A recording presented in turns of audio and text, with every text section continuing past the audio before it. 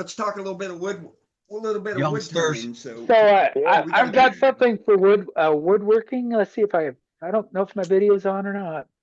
I don't appear. you guys my aren't video's hearing me, off are now. you? There we go. Maybe. Let's see. Not very Can you hear well, me? Dane. Can you hear me now? It's the same. Damn. It's Let me- low. I can hear you, but it's low. Yeah. Now it sounds like you don't have a microphone close by. Yeah. Well, I've got earbuds. better. Not I don't know much. if they're- Yeah, I don't think it's coming from the earbuds. I think your device is picking it up. Dane, you're fine. Check your audio input, see what's picked. Which mic you got selected. Well, I'm coming off of my cell phone, so I'm not sure why it's. Let me disconnect them and reconnect them. So you guys go ahead and carry on, and I'll butt back in when I get it back on, hopefully. So I have something to share, not a picture or anything. I don't know that I've got one. This is a couple of weeks ago, somebody was talking about making an air cleaning system. Your And video's That was not on. me. Your video's off. Your video's not on. Well, that's okay. The words work. You No, remember we that have part? to see you. All we're It's saying is a talking- blank Well, picture. And if you're Well, I gonna don't show have a stuff, picture for it for the if moment, you're but the gonna, important if you've got something to show, the standard procedure is to say, I've got something to show in chat so that we can put you on the list. We've got a bunch of people with stuff to show. If Okay, that's then never with you. mind. It's not important. Oh, no, wait, Yep. wait. Well, no, we'd like to No. see it. Just We'd like to see it. but we got a queue. We got I know, but okay. Well, I was trying to get it in before the meeting in case I disappear. But Okay, go ahead. All right, yeah. well, go ahead. we need video too, or we can't see it. okay, well then, never mind. Next time, I don't know what's wrong with the video. It's saying it wants a USB signal, but I've never had a USB camera plugged into this laptop. So Typically, to get your video to show is you choose the video source in the from the settings. There's a little video camera down in the lower left corner in your screen, typically. all this I That's- understand, but it's not showing that. It's showing a USB 2, and I don't have that. Okay. It's my computer problem. No worries. Okay. Maybe next week you'll have it figured out, right? You bet. All right, sounds good. Hopefully, because I'd love to see you next week. Yeah, for sure. Yeah. We're all into dust collection systems, so especially I'm not that pretty. DIY. But anyway, tonight, stay with the meeting. I try. Yep. Okay, sounds good. What's your name? Don Norton. Don Norton. Yes. Oh, okay. Don. Cool, Okay, Don. got it. All right. So with that, let's go ahead and get into some gallery here. Let's see. Jeff, where are you at?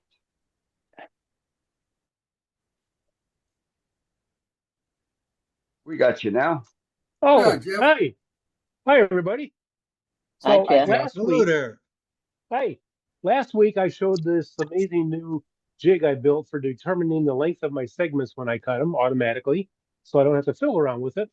And Saturday or Sunday, I was watching the video of the meeting, and we came across my presentation there, and I'm watching them going, there's a horrible design flaw in that thing. And I took it down and put it back on the table saw, and if I tried to cut anything over three quarters of an inch, the dial indicator, it would hit that because I had the dial indicator on the wrong side of the stop. So over the week, I've redesigned it. Now the dial indicator actually sets on top, and my piece of wood would slide this way and not get stopped by anything. So I can go up to 3 inches, which I never do when I cut a segment. Usually about 1 inch is the largest I go. But anyways, that's the redesign of it. It works pretty well. I'm going to get ready to do some segmenting. I'm going to give it a good workout, see how well it works. But yeah, I was bummed out when I watched that video. I said, I had messed up big time. I don't know if anybody caught that or not. Yeah, But we yeah, all caught it, Jeff. We all caught it. Jeff, is that right. yeah, right. Is that a standard digital caliper, or is it made with those ends on it? It's made with those ends. It's from Taylor Toolworks. It's a 6-inch Okay. digital readout, is what they Gotcha. call it. Okay, thanks. And Tom Lohman uses the same thing. He just cuts it off short and mounts it way towards the back of the sled. It's a good idea. It's a good idea. They're about $36. Not bad. No, it's not bad. So And how the does rack that I work? had to make. Yeah, it's slick. So how does that work? So basically, let me turn it on here. So basically, when this is at the end, that's touching the blade. That's touching the teeth of the blade. And when I slide it back, I gotta loosen it up a little bit more. When I slide it back, you can see that the readout Right. changes. It's kind of hard to see. So I always use decimals when I do my sizing. So I set it to the decimal I want, being 0.672, which seems to come up a lot. Lock it So into that's- place. So that's just And your then stop block. Yeah, it's So- my stop block. So when the wood is Excellent. in the sled, it touches this and then slides down through the saw, Right. and I flip it and cut it again, and I got the right length without Perfect. having to fiddle around with a piece of pine and caliper. Yeah, That's- So that that's sets cool. your cut on the table saw? Yeah. Yes. So this sets opposite of my sled. My sled would be here, this would be here, and then the sled would be taking the wood down through the blade. That's your stop. In other words, it's your stop. It's your It's stop. my stop, yeah. Yeah, Yeah, right. So And that, that's so you just- attach that to your table saw, right? Yeah, it's got miter. Oh, On I, it, oh, I so see. my saw. Okay.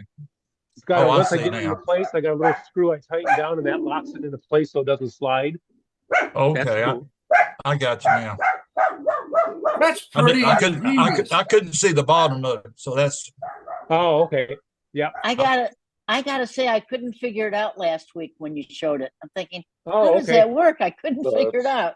Now, No, now Yeah. it Yeah, it's completely pretty cool. makes sense. I love it. Well, what I'll Yeah. do is when I'm using it, I'll shoot a short video and show it at one of our galleries. That would be good. Jeff, Yeah, shoot some good- stills of good it deal. set up on your saw for the newsletter. That's something great for the newsletter. Yeah, Yeah, I agree. Okay. Well, I know Dave contacted me about putting a picture on the website, and I said, hold off because I got to redesign it. I don't want it on the website yet. So, Yeah. so I'm gonna go get, up now. I'm gonna Yeah, get that let's- picture over to David, but yeah, I'll do that. I'll put something together do the full write-up, and get it yeah. off the newsletter. Yeah, that sounds that's good. that's exactly the kind of thing we want in the newsletter. Absolutely. Yeah, okay. Yeah. Excellent. I wasn't certain about this. So yeah, I'll write up a little thing with some photos and stuff Yeah. and get it off to JJ. Yeah, that'll work. Awesome. Cool. Thank you. Okay. Yeah. That's it. Perfect. Thank you. All right. Thanks, Jeff. All right, let's go to Roger and see if he made a segmented masterpiece or. No. Just got this Ooh. vase. Oh, it's Oh, my trying to be a goodness. segment. It's You're right about self-segmented. the segment. Roger's falling down on the job. No, actually, All right. actually, it's Is really that the one that cracked? really- Yeah, that's so. Did you fix it? Did you fix it, Roger? No, it's still Well, got it, there's but the it's crack. better. Yeah, it's a one segment Built piece. sawdust. But that Okay. crack runs from here all the way over to here. Wow. like everybody says to me, just highlight it. I mean, that's what it is. But it's pretty. It's a pretty turn. You turned it great. Yeah. It Very was nice. elm, right? Elm? And wasn't able to hollow it all the way. But I mean, it's hollowed down, but Right. Yeah. She did a nice it's job. heavier than I wanted it to be. I would Kind of highlight, wood. I would Crack highlight the kept crack. vibrating. What kind Highlight of the wood? crack. What kind of wood? Elm. Elm. Okay. That's what I thought. Very pretty. Still looks good. Yeah, I like that spalting on the other side. That looks good. So that's all I got for this week. That's Yeah, all good. right. That'll work. Let's go to Dale. See what Dale's got. Okay, What's up, buddy? there's a box Nice. elder Pretty. natural edge ball. Very nice. Beautiful. Very nice. I like it. Got some This good Lots of color. character Color in is it. fantastic. This one, when Yeah, I yeah. showed it to my brother-in-law, he said how much you want for it. So it's already sold. Did you say $100? No, I didn't go that high. I would have liked to, but he wouldn't. I knew he wouldn't buy it. Family discount is plus 30%. Right? Yeah, well, and here's another box elder bowl. Oh, Love that's it. pretty. Nice This shape. one's got a foot on Yes. it and mortise. I was in a conversation earlier today about how much fun it is to turn box elder. Very nice. Yeah, I like turning box elder, especially when you get the ones with all the flame in them. Yes. Yeah. Right? Hold it Beautiful. back where we can see it. Ready. Very nice. Does that grow wild up there in New York where you're at? Yeah, this is off of a branch that came down in the storm. The tree's still growing on the corner of my yard and another yard. It's not actually my tree. It's really pretty wood. Kind of. You should have it by you too, Al. I mean, it's all through here, all through our area. I'll look. Maybe I just don't know what to look for. Obviously, I guess. Yeah, I don't. it's people don't like it. They consider it a junk tree, a scrub tree. It grows fast and it grows at weird angles. So people cut it down a lot, but it's great fun. It's a soft maple. It's great fun to turn. Yeah, like hackberry is considered a junk tree, but my gosh, it makes pretty stuff. I know. Compared to maple, it's got very small leaves. Well, and And they're they're not. hard to They don't pull. look like maple leaves. They're weird. No, So, not yeah. at all. And they're Yeah. very hard to rake up. All leaves are hard to rake up. That's why you Yeah, get a blow. that's why when we do our Billy, leaves, he's I never use a raked up lawnmower and a mosquito bag leaves. because it's a lot What's easier that? on this old body. Dale's never raked up mesquite leaves. All right. Very cool, Dale. Thank you. You're welcome. All right. I'll get some pictures to JJ. So I finally did something after 9 months, I guess. About time. That's cool. That's Yeah, pretty really. cool. I saw it on Facebook. That's cool. That's cool. Yes. Very Lazy nice. bum. I wonder how you did that. Well, okay, yeah. How'd you do it? Rings. So did you have just a Um, log and you cut different lengths or different thicknesses Yes. and then hollowed So it you, or what? so you remember that little block of wood that's been sitting on the lathe for the last 9 months? So I went and cut some beads and then took the ring cutter and cut the rings and then I mashed them together and I shook it together like that and it came out like that. It was so funny. No, it's really nice. Now everybody knows how you do these, right? You break the ring and then you put your rings around it and then you glue it back together. And I just use quick and thick. So, but yeah, finally did something. Working on a pedestal bottom for a little natural edge. That's pretty. It'll go like there. so here. Yeah, Wow. pretty. But Oh, there you maybe go. I'll Very have that. nice. Maybe I'll have that done. I should have it done next week. So, but yeah, it felt good to be back to turning something for a change. So it was real nice. Are you going to get the handles for the handcuffs made soon, Dean?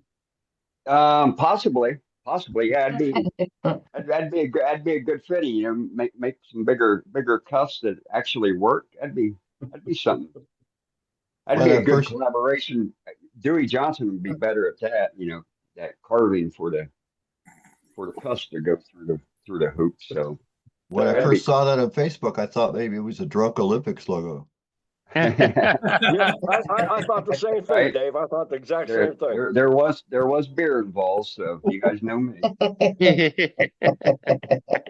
Do as I say, not as I do. Yeah, because nothing cool ever starts with "here, hold my salad." Right? Yeah. Very true, Exactly. man. Very true. Amen. Well, All right. welcome back to the game, man.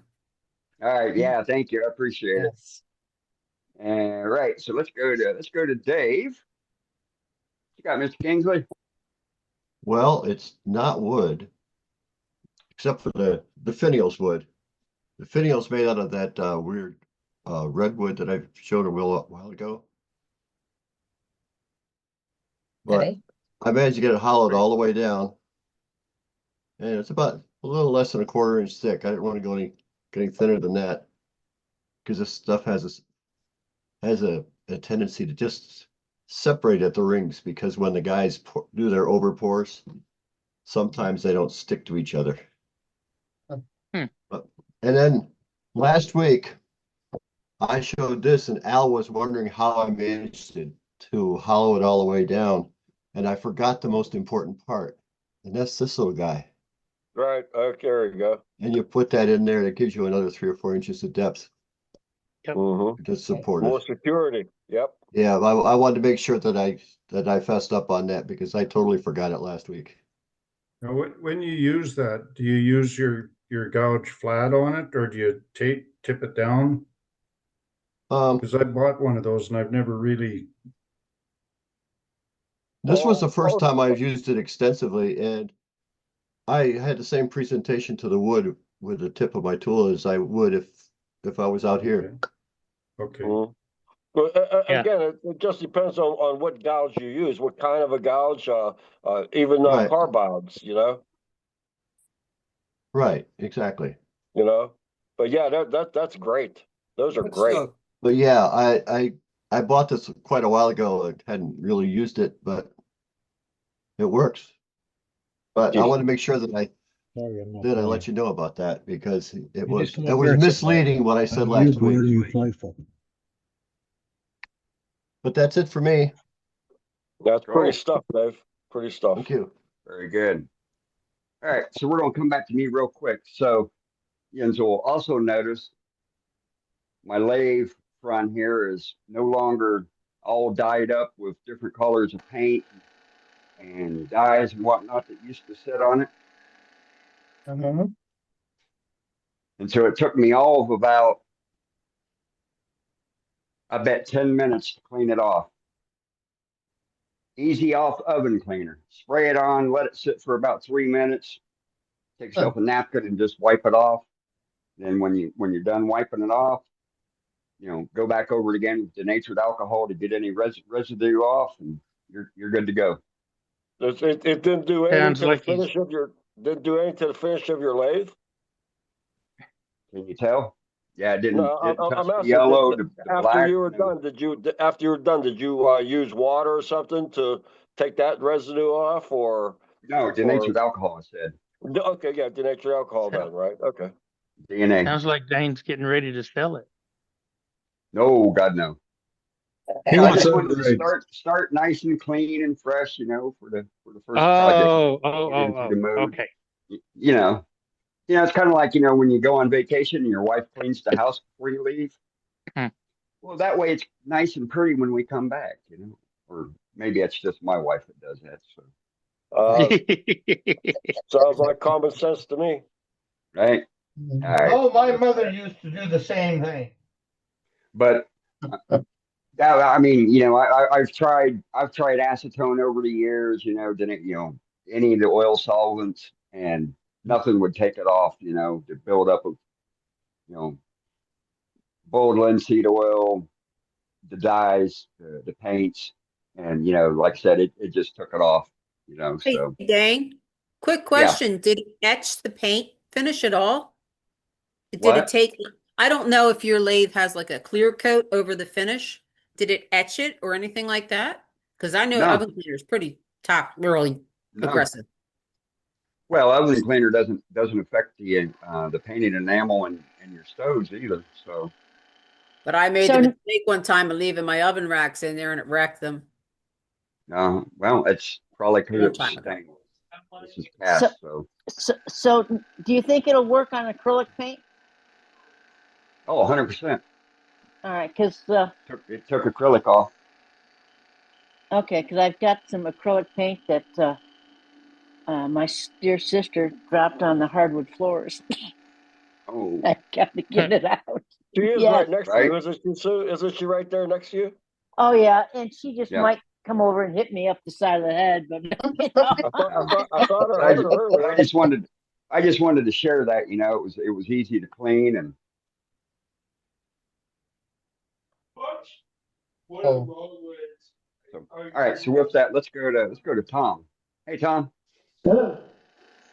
I finished a little U hollow for him, and let me switch cameras. Oh my God. Beautiful. That's pretty. Very nice. That's Oh, look at really that. pretty. Oh, wow, what color is that? Wow. And it's fairly small. It's about 5 inches in diameter and 2.5, maybe 3 inches tall, finished with carpets. And it's one of the few times I ever used a glue block, and I'm glad I did, because I checked the depth right before I went to part it off and realized that the seam where the glue block meets is the bottom of the roll. So I would have gone through the bottom had I just parted it off. So I turned a little bead on the glue block, and that's part of the piece now.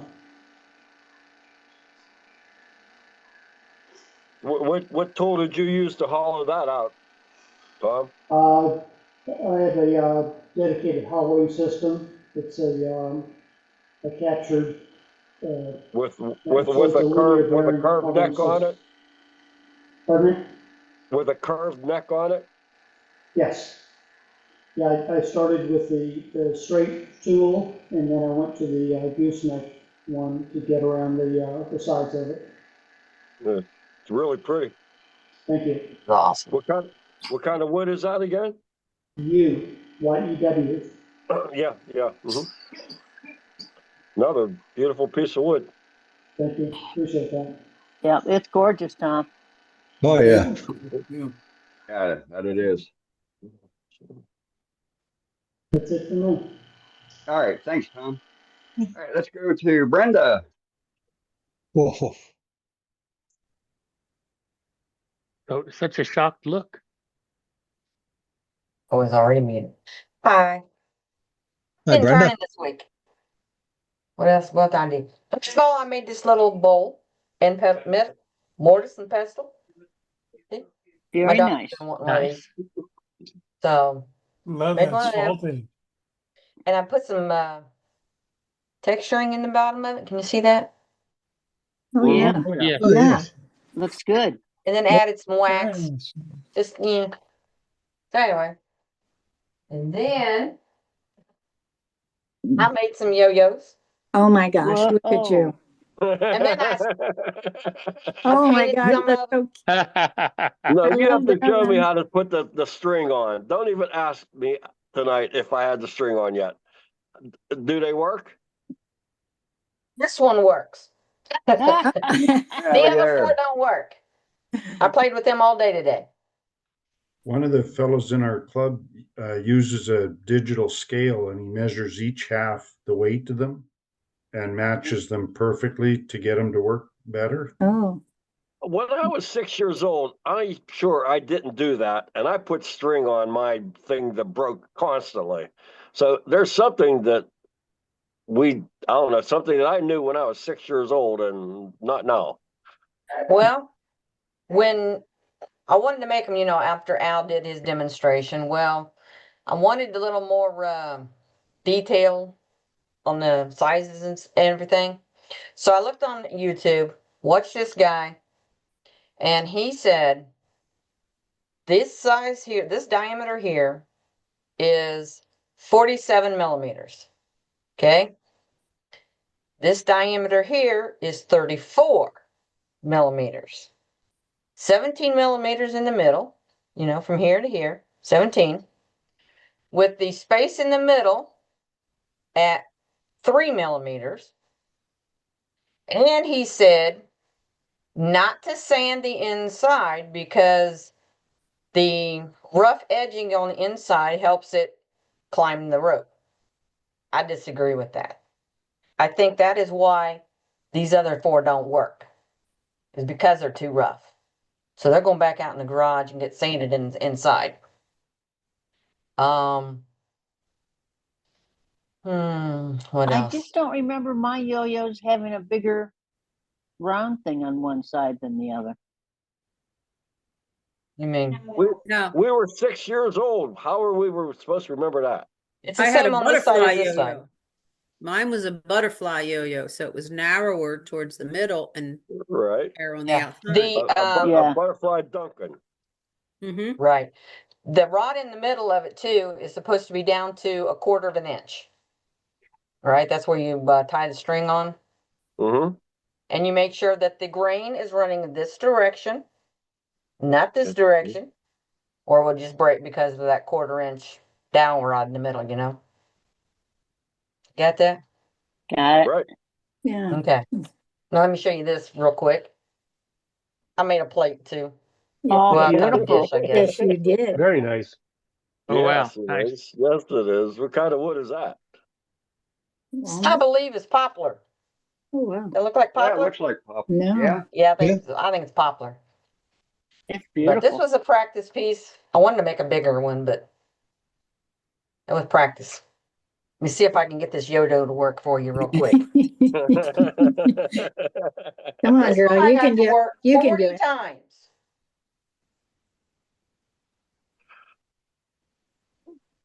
A yo-yo is getting 3.5 weeks of talk. Whoa. There Look at that. you go. Right now, walk the doggy. Look at that. Yeah, I can't walk my dog. Walk the doggy now. No. No, that's See, good. that's what's That's worth good. them done. No, Hey, I that's mean, about how I do it. That's how I do No. a yo-yo right here. what kind of string did you have there? Okay,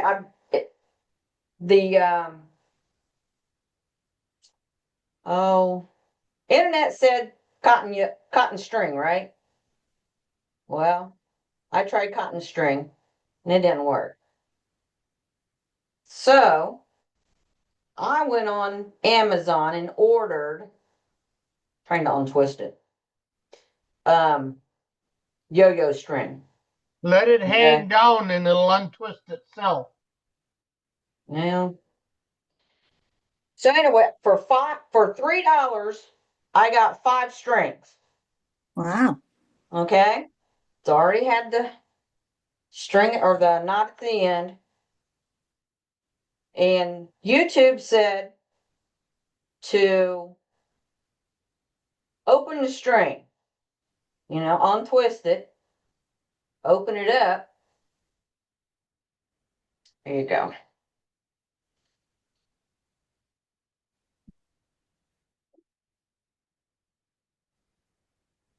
Okay. Open it up. All right.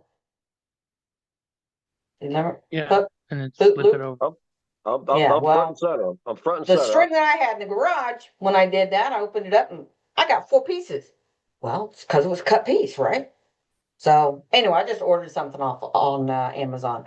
So what you do is you put the yo-yo in the loop, right?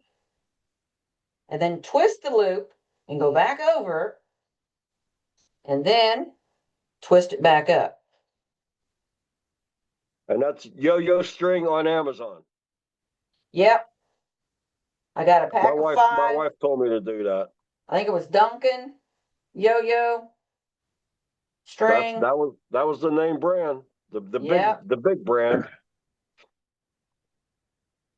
Okay. Look at that. I love it. I Look at love that. it. Yep. One out Another of 5 ain't blessing. bad, right? Yeah. Another blast from the past. Everybody sees somebody with a yo-yo. I'm thinking Yep. of the Scotus Brothers and their Yo-Yo Man song. Yep. So No, Yeah. no, that's what I got. no. That's fantastic, Brenda. Did a I great gotta make a job. bobble loop. Have a good day every now and then. Do you know what a yo-yo was originally used for? Everyone. It was a weapon. Mute that, please. Uh-huh. All right, Does let's somebody have a question? Look go to- for a gentleman named Ed Davidson. Yeah. He goes by the rather unusual name of Yo-Yo Yo-yo Spin. spin. Yeah. Yeah, the guy I watched when he put well, there was another guy, he made his own string. And I watched him and he was just doing all kinds of loops and swinging and yeah, I can go down and up. That's There it. you go. Right. Very cool. All right, let's go see what Mr. Johnson's got. Hey, Dewey. Evening, everybody. Evening. I know it's a little early for Christmas, but I've did a few things. Get started off before the rush. Very Oh, nice. wow. Nice. Beautiful. Yeah. The shine on that. It's hard to see, but right here it says that Christ is born. Oh, It's hard to Cool. see. no, I can't see that. Right That's there. lasered on there then? No, I did that with a scroll saw. Really? You know. Wait, now stop there. Wait, right there, stop. No. You know, this is basically what you do. You start out with a square piece and you glue like this, you glue it on your face of your square piece and back here same way. And you turn it and you get that nice little round face on it. Here's a bigger one, larger one. And this says Merry Christmas on it. So Oh. Nice. Cool. Cool. Huh. Yeah, so. and then I decided to do a little bit of inside out thing here. Cool. Cool. Boy, is that Oh thin. my God. Yep. Oh, that's cool. I like that. I like it too. Yes. Is the cross separate? Refers to Justin Baldoni. I think. Well, no, the cross is separate. I'm not talented enough to turn a cross inside of this thing, you know, but yeah, that's a plastic cross, okay, that I can cross. Pretty turning though. Yeah. Inside out turning is a lot of fun. I'm I sorry. like your Finio, Dewey. Yeah, that's Yes. Yeah, that this looks is all really nice. acrylic. This is all acrylic painted, and so That's really pretty. Nice colors. yeah. So Yeah, it looks great. and also a little wild on some of my inside out stuff. Whoops, you know, here. This is a lamp I made. Oh, wow. Oh, cool. Oh, I like that. And Yeah. it works. It's got a little light in it. So, Oh, whoop, little yes, bright- it works. It works. A little bright, but anyway, there it is. Got a chain on it. You can hang it from the ceiling if you want. Wow. I've Dewey, got, what kind of wood? this is ash, Gosh. and it's just been dyed. And Really I've got nice. I've got two more of these. Huh. And, but anyway, in here, you know, you have when you do inside out, you'll have a little gap in the middle once you put them. And I just filled it with resin. And so anyway, that's see how thin that is? Oh, yeah. Wow. You have to Yes. be real careful when you do your inside out. And because once you glue it back together, then you know it's square. So then you got to turn it. Be real careful here, or else you know you can get it too thin, it'll break on you. But, Right. Anyway, that's my contribution for tonight. So Very First, good. Everything's great, Dewey. well, thank Yeah. you. Very nice. that first ornament you showed, was the What's- white part turned first I'm at all? sorry. The What? first ornament you showed. This one? Yes. Yes. Uh-huh. What? Okay. You started with a square block, right? Square block, yep, and you glue a thin piece, like this is Purple Heart, I think, or maybe walnut, I don't remember. And Okay. then, and you do the same thing on the other, you have a square block. And then And then you shape the whole thing. then you turn it, and as a result, you turn away the corners, whoops, Okay. the corners on this, and it turns into something round then, okay? Right. See? Huh. So this one So I glued it on all four sides of the cube. Right. And that's how it turned out. So Hey, Dewey, I have a question for you. You Sure said thing. you turned the inserts on your scroll saw. So you took, how thick was the piece that you turned on, or not turned, excuse me, used on your scroll saw?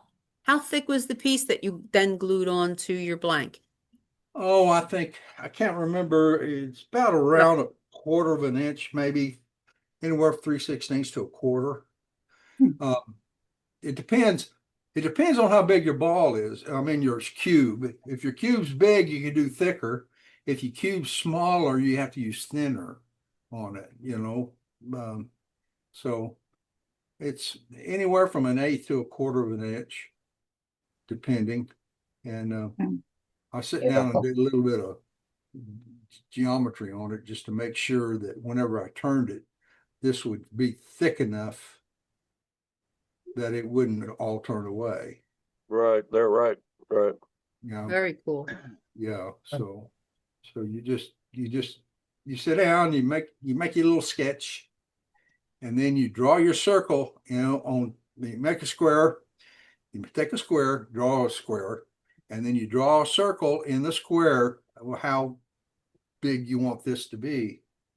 And then you can determine how thick your glue on is going to be. Okay. So might do a little demo on that sometime. That would be That awesome. would be awesome. Right. Yeah, that'd be great. Yeah, I might do that. That's Show you how to pretty do pretty that. good I'm trying idea. to, I'm trying to book February right now in March. You're trying to book February, but well, put me in March Okay. because I'm still pretty busy doing house designing. Okay. So, yeah, put me in March. Okay. And we'll see what we come up with. Sweet. Good job. Beautiful. So Thank you. for everybody else now, I'm still booking February and I'm still booking March. Oh, my shit. Oh, Lord. Love it. Anyway, All right. any other Thanks, questions? Dewey. Okay. I think Sue it's B really had a pretty. question, I thought. Really Sue, pretty. what was your question? Oh, crap. He,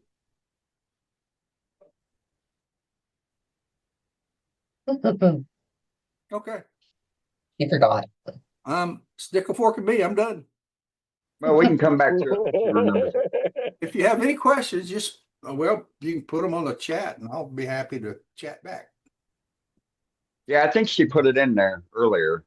I just figured she'd Well, let me say it easier than you trying to chase backwards. I haven't been paying much attention to it, so you should send it in. Okay, that's right. Well done.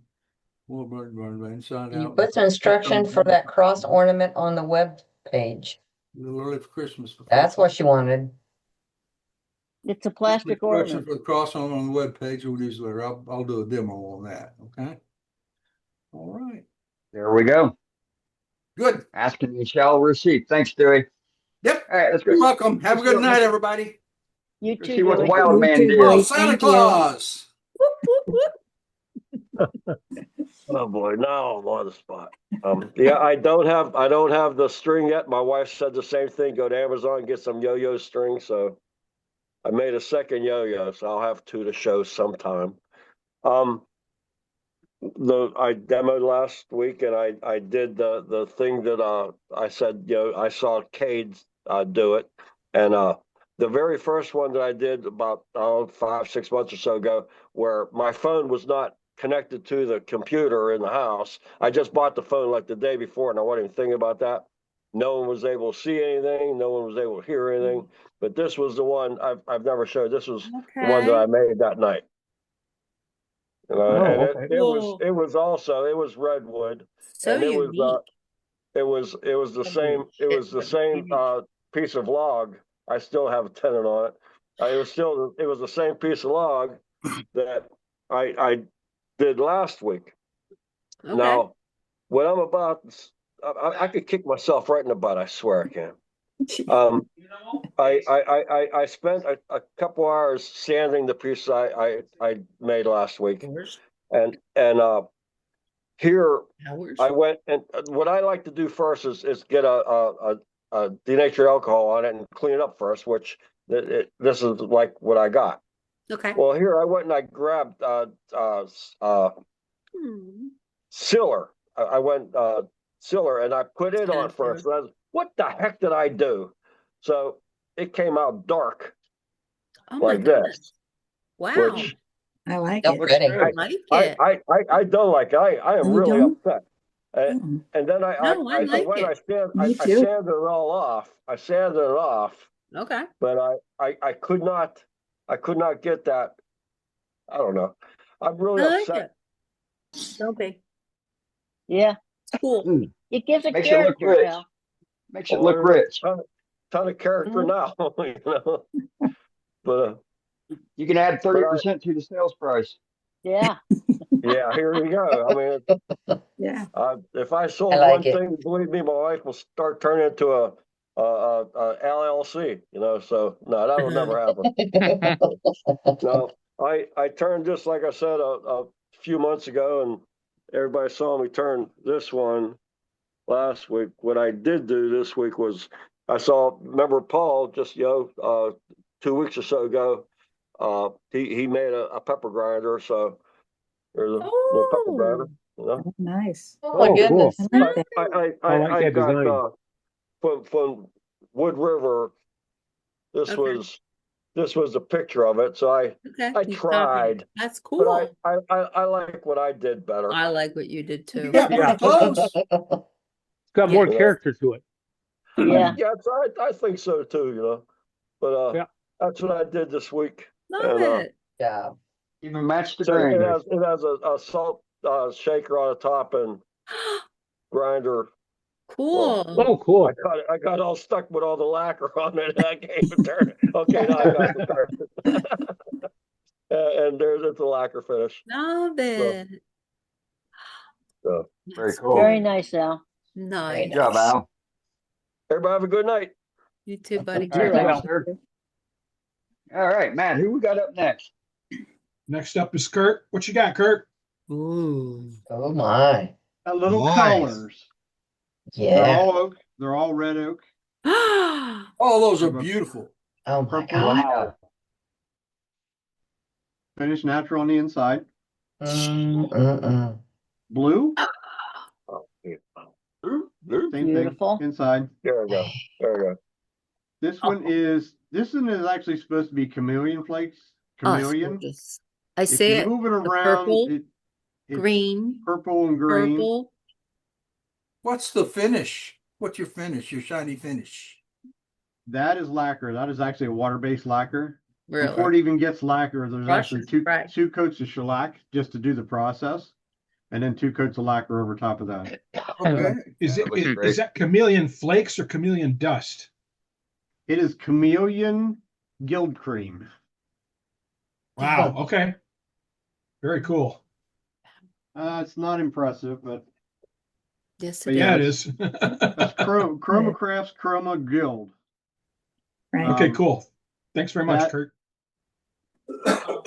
That one's all supposed to be gold and green, I think it I is. see it on Yeah. green. Yeah. Gotcha. You More can see gold it. than That anything. one.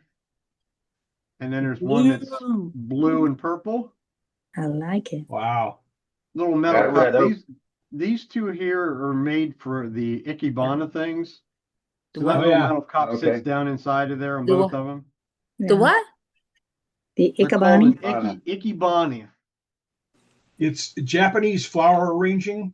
Yeah. You start off with a little bowl that shape, and then you put the cup in, and then you put a little spiky thing in there, and then you put flowers and Wow. stuff on it. Okay. That's it. It's pretty much most of them were done in the last 2 weeks Love on it. Sunday night on YouTube. Right. Do Cool. you get that Okay. Chroma Craft from Amazon? I will mention again, Cap. No. Kurt.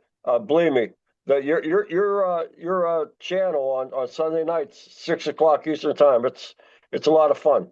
It's a lot of fun. It is. Thanks a lot. That's right, Bill. You were there last week, and I think Todd was there again, and it's a lot of fun. Yeah, you have a good channel. Thank you. But Nick, the question was, did I get it on Amazon? The answer was no. I've gotten at it always at the wood turning shows. I don't know. I don't know if Amazon carries it. If they do, I should look, because if they do, it'd be just as cheap to get it there, but I used to get embellishing wax, and I could do the They- same thing with grain on ash and that, but I Correct. can't buy it in anywhere that I can find in Canada anymore. So well, see, that's the problem is Chromacraft quit making their they called it an accent paste. 'Cause there's a little jar of it. That's the only one I ever got. This was super nice stuff to work with. They quit making it. So now you're left with using their Guild creams if you want to use their brand. They work nice. I mean, in some ways they actually work easier. It's very soft, malleable. okay, thank you. It's pretty good Thank you. stuff. Unfortunately, it's not overly cheap. Moon Mhm. knows. It never is. But it's The very, only thing very cheap pretty. as me. Mm-hmm. Yes, Very, those very are beautiful pretty. bowls. Indeed. Yeah, the bowls are all lacquer on the outside, and there's the Parfix 3408 on the inside. They have not been buffed on the inside yet, though, Okay. so they will get shinier. So that's it. Beautiful. Really pretty. That one place. Very nice. All right. Well, thank you, Kurt. Wait. We're gonna do one more guy before the demo, and I'm gonna go to Paul Hannaby. So Hi, let's see what Paul. you got, Paul. Morning. Been in my workshop again, as usual. Got Oh, this wow. is acacia burr, Acacia burr. Oh, nice. and it's nearly finished. I've still got the spigot on the bottom, so I haven't quite got there yet. But Slip it. I've sanded and Slip it. put one coat of oil finish on both sides, and same on the back. It's got one coat of oil Oh, finish look at on that. it, but, Wow. but I might put another coat on it, so I thought I'll leave the spigot for the moment because it's Oh, easier wow. to do with that on. Lovely. Yeah, there's a bit of a sort of a bark inclusion void in it there, but I thought I'll just leave it as it is. Beautiful. Yeah. It's just a nice piece of wood. Yes. Yes, it is. Beautiful. Nice turning, Love this too. woodwork. Yeah, it's not one I come across that often, but yeah, acacia burr is one I really like. Yeah, it looks nice. Beautiful. What's your fetish? Pardon? You got a finish on there? Yeah, it's just it's a sort of hard wax oil finish, Okay. which is a bit of a blend of oils and waxes. I've got two different ones from the same company. One is more or less in a paste form, and the other one is a liquid. This one's a liquid. Right. But yeah, there's food safe, and you can put it on worktops and chopping boards, all sorts of things. So a fairly simple finish, really, but I think it works quite well on things like this. Yeah, it's very nice. Okay, but Good job. yeah, I mean, I've just kept the shape very simple, and it's not the thinnest of bowls, but I don't think it needs to be. I just sort of really doing the minimum to it, let the wood do its own thing, really. Right. Yeah, there's a lot of character. Yeah. Very nice. Yeah. Looks great, Paul. Cheers. All right. That's Well, all I thank you, got. Paul. Thank you. Great. Going Very to you, good. Dane. All right, thank you. All right, so almost to the top of the hour. Let's get our safety moment on. See what pearls of wisdom Sue's got for us. And then we'll guys. get to our demo. Well, the lathe is not the only tool that we work with. So I wanted to touch base with the bandsaw. If you're not going to use your bandsaw for a while, how about releasing some of that tension? It'll make the life of your blade a lot longer, and it'll allow you to remember to check the tension on your blade when you go to use it. Next, make sure that your fingers are not near the blade. Stay within 3 inches of that blade. If you start getting too close, just move around to the back of the saw and pull it through. And make sure that no one else is in your shop to distract you. A good friend of mine, he was working in his garage on his bandsaw, and his grandkids said, "Grandpa," and he just turned his head, and within moments, he lost 2 fingers. Ooh. So make sure that you check where your hands are near that bandsaw at all time. And even with a bandsaw, use push sticks. I mean, I've seen people use, when there's a thin piece going through, they'll use pencils with erasers on them. I don't care what you use, but don't put your fingers in there. And make sure that your bandsaw is completely stopped before you reach into any place around your bandsaw. Because I don't have a break on my bandsaw, and most 14 inchers don't. So just be careful around your bandsaw. It's a great tool. I love it, but you need to be respectful of your tools, and your tools will respect you. So take care this week, and I hope to see you next week. Take care, guys. Can I add one thing to that, Sue? Very good. Thanks, Sue. Yes, please. Whoever wants to add something to it, please do. I had a dull blade on my bandsaw and I was pushing a little bit too hard on the wood, and towards the end it just whipped through it and it cut the end of my thumb off. So I'm going to say it's just like your turning tools. Keep your bandsaw blade sharp. Yep. Yeah. Yep. That's a Good advice. That's a great tip. And were able to reattach your thumb? Yep. It works fine. Fantastic. Good. Doctor asked me what I did. I told him I tried to cut the end of my thumb off doing some woodwork. He says, well, I hope you did a better job on the woodwork than you did cutting your thumb off. That was good. Yep. All right, sweet. Two things I'll add.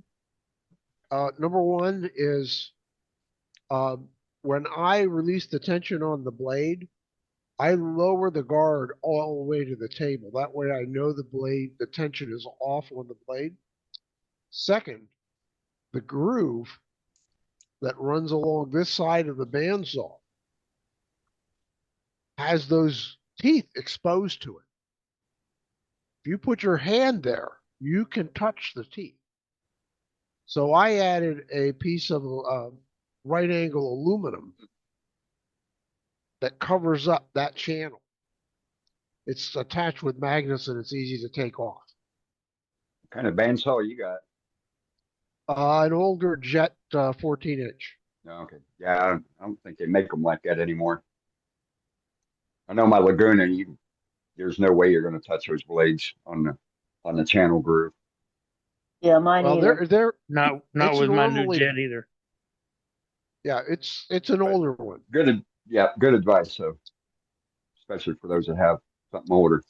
All right, so we're going to get on to our demo here. So I'm not going to spend a lot of time on it. I just want to say that Level Up registration is up and running. We've got about 10 or 15 folks that are already signed up. Looking forward to having some more folks signing up. I'll post a link for Level Up and the registration page during the demo. And also we got club patches going on. I just got in the next batch of patches. So I got 200 here that need to find a new home. I'll put the link for it. It's $7.50 shipped worldwide. Limit 4 patches per envelope. And yeah, other than that, we got a great demo planned for this evening. We have Mr. Carl Jacobson in tonight, and he is going to. Wow! He is really going to Hey, mesmerize us with something that he's going to show us. So. Before you go to Carl, can I show you my Carl Jacobson impression? Yes. Yeah. Yes. Yeah, let me put you on the I gotta big get this. screen. Robin, stand by, Robin. Okay, this is gonna be Carl. Now, if this ain't Carl, nothing. Oh my God! Was that a knockoff? Was that a, You nailed Hey, it. Cap, I knew it. I knew it. You're looking mighty dapper there. Love you, Carl. Nice. Love you. And All right, anybody Carl, we're back at you. remembers the lathe flying off the bowling ball flying off of my lathe during my demo, blame that man right there because I was inspired off of his YouTube video of turning a bowling ball. Oh. So I blame him. I have a disclaimer. somewhere, Right? some page. Somewhere at the bottom, down at the bottom somewhere, it says you might be an idiot if you do this. And that's the guy that I learned it from right there. All right. Take us Oh. away, Carl. All right. Well, first of all, I'm gonna mute everybody real quick, Carl. You Yes. need to unmute yourself. okay.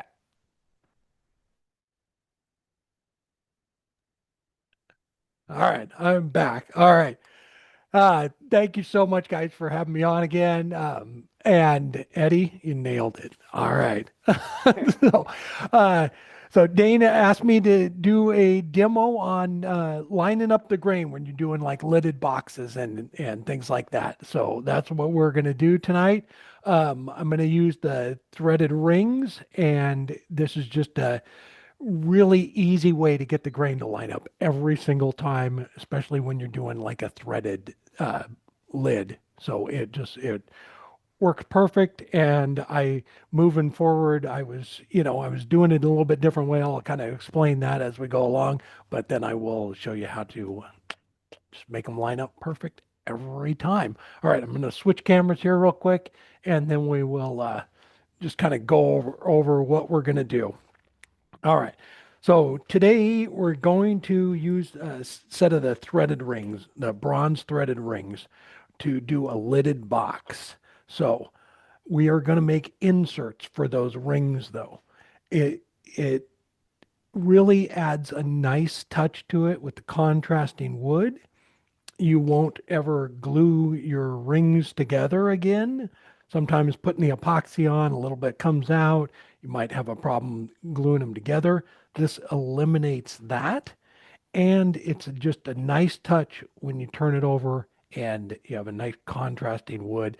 It just that little bit of detail really makes it pop. So we're going to make a small one today, but this is a set I made up just as a demo or for demos. So you just make this little piece here. You can do it with a tenon or a recess, and then that is what gets glued into the top of your lid. So when you put your piece on there, you can spin it, line the grain up, and let it dry. There's no chance of them gluing it together. So it's just a quick and easy way to do it. I did on this one for the base, just like this larger one here. I made a bigger piece, and then this gets glued inside of there, so there's no chance of any glue getting inside of these rings anymore. It just kind of simplifies everything, because as far as hollowing it out, when you're hollowing it out just in this area, it's kind of hard to get back up around the lip there, because you have to have a shelf there to set the rings down on. But when it's this big, you're going straight down in it, and you can hollow right back up around the edge and then pop that insert in. So if you have any questions throughout the demo, just ask away. Don't hesitate, unmute. I don't have a problem answering questions as we're going. If you have any of them. There's two different sizes of the rings that we have, and this is the larger original size. So on these, they both take a recess in the base and the lid. And then the lower profile ones, the outer one takes a recess and the inside one takes a tenon. So just like this right here, you just put a little bit of glue on the inside on that tenon and slide the ring down on it. And that's what we're going to do today, is make that. All right. So let me get this cleaned up here. We'll get a piece on the lathe. And just for time wise, this is going to be the base of it. I'm just going to recess that down right in here. We're not going to do a inner one like this. We're just going to glue it right to it. But doing it this way too, you don't have to do this one on the bottom. If you don't like the way that looks with a different color wood and you want it all the same, you can do this part just the same. The only part you would have to do to get the grain to line up would be this little one right there, and we're just going to put that into our lid. And then when it goes into the inside of the lid, just a little bit of glue right there, put it in, and it locks it down. All right, let me get this stuff out of the way. We're going to need that ring and that.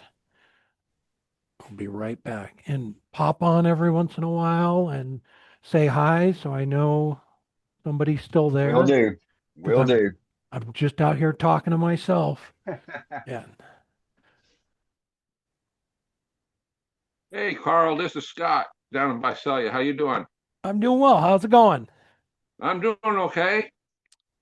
Haven't seen you in a while. It has been a while. Yeah. We haven't been down there in, how 4 or 5 years? Yeah, something like that. Yeah. All right.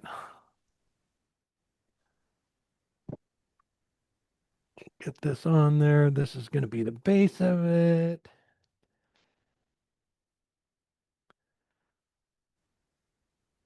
Get that lined up. All good. What size blank you starting with, Carl? Okay, it is. Let me grab the tape measure. What is it? Oh, this is 3 inches by about 3.5. Okay. Yeah. Yeah.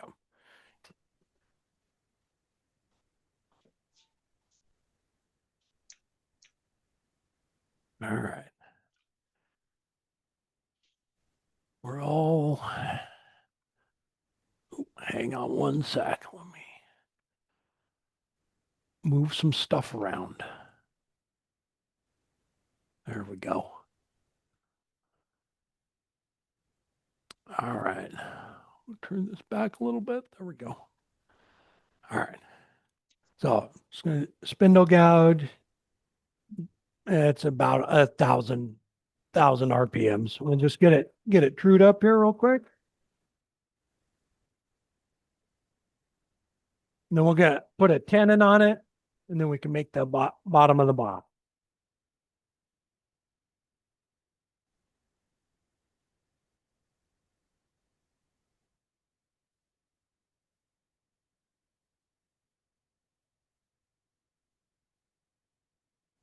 Then we'll put it in the chuck.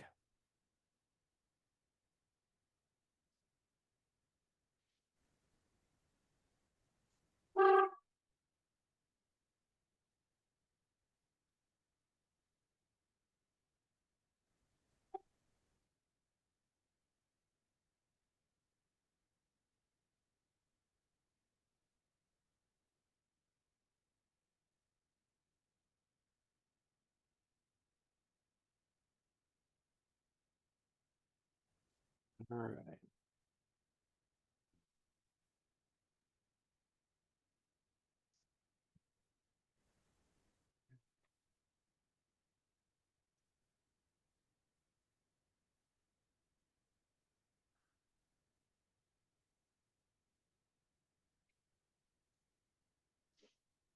So the only thing with the rings is you have to have a little shelf in there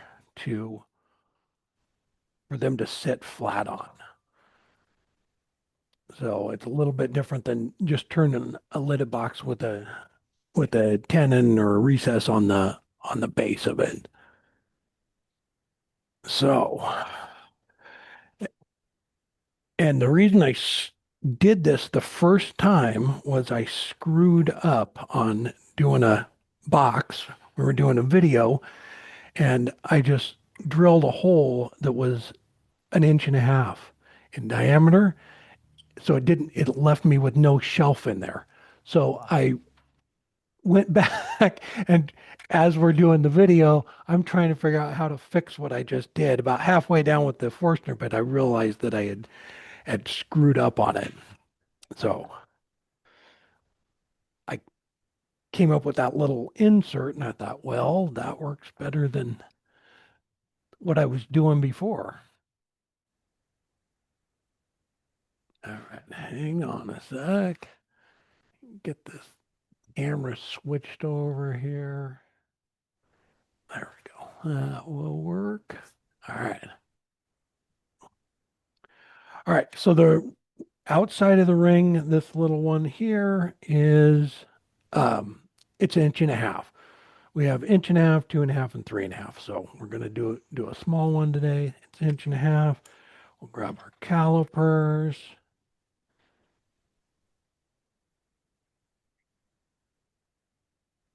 Right there. Bring this right up against it.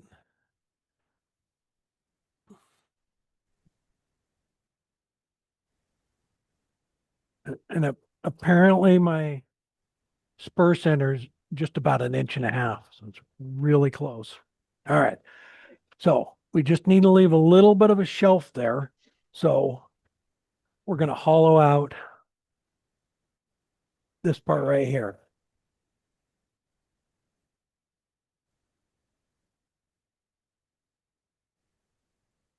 And it doesn't have to be much. It's just enough to catch the edge of it.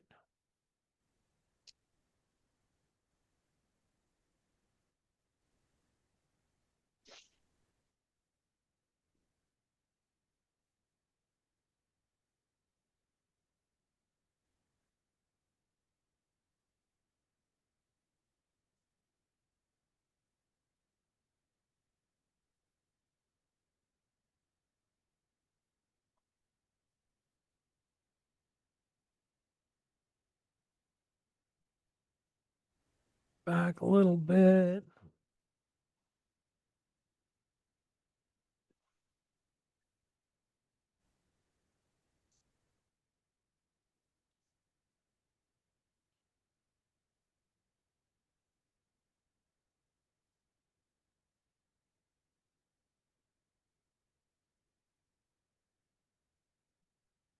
A little bit more.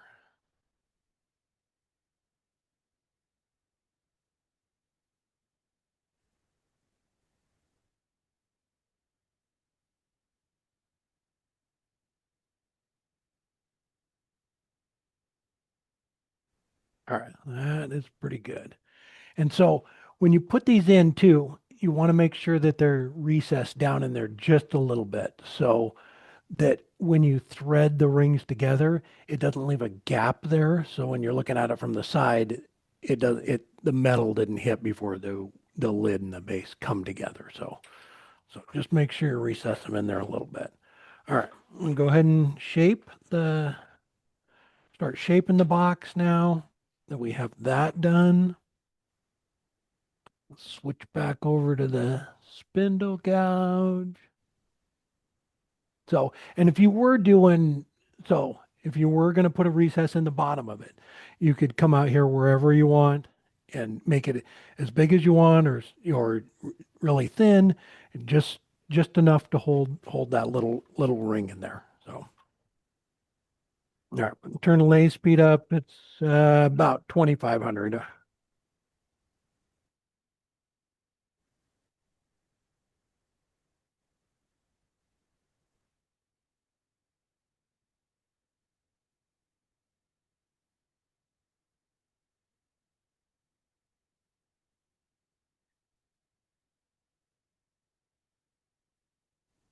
Get right up there.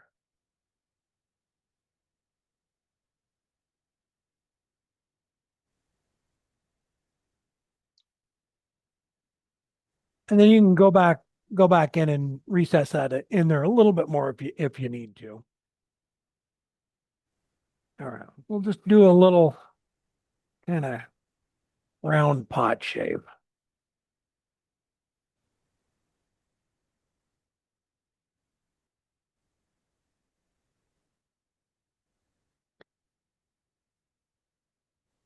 So what you can do too is with that, making that little recess right there, you now have that where you put the pin jaws in and use that to finish off the bottom when you're all done turning it.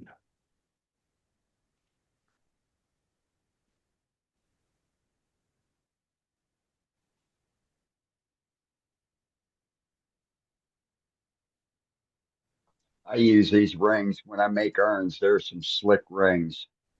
They work well. Yeah, One more that's what I time. use. So I was just saying that I use your rings when I make urns. They work so well.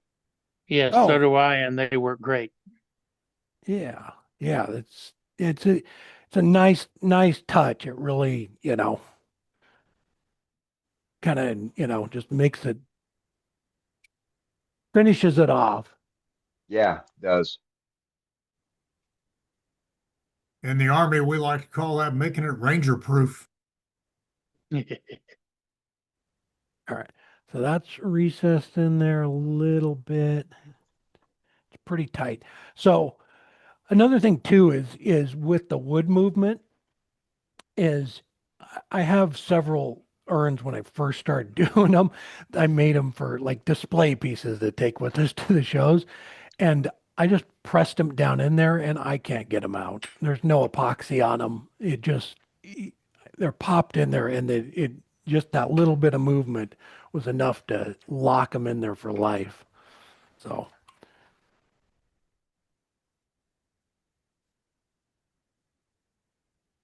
I'll give it a spray with water.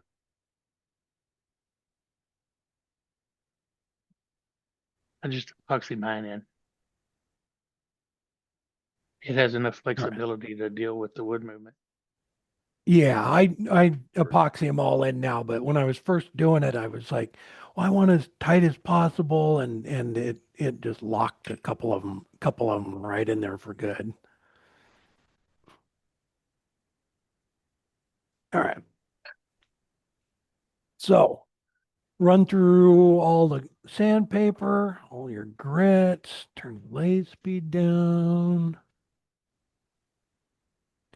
I won't bore you with too much sanding.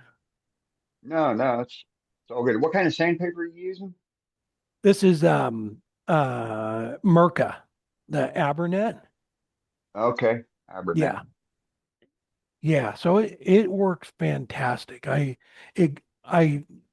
sand a lot with the mineral or with the walnut oil and just kind of goes right through it and cleans it off. So it it works great. Oop, if I can keep it in my hand.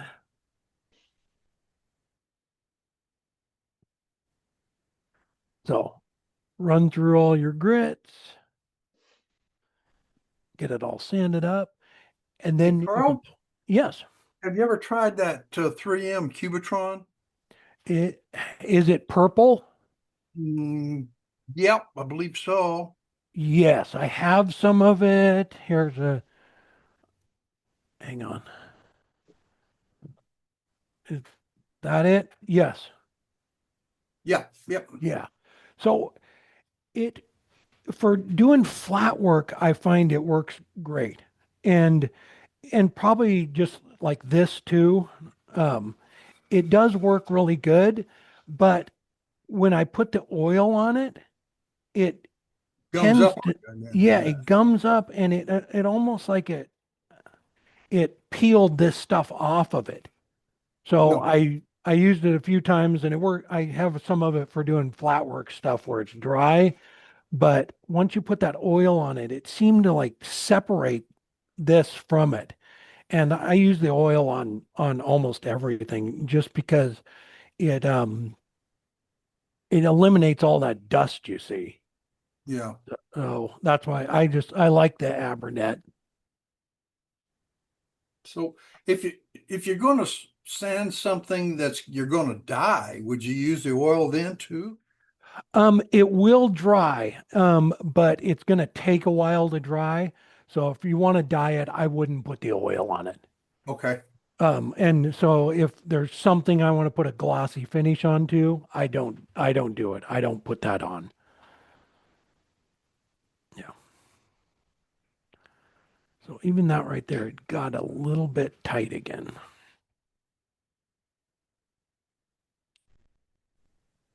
All right, let me clean that up a little teeny bit.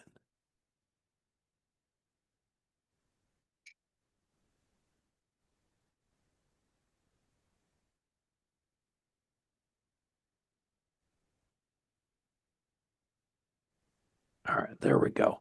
And it's down under. Sue, are you there?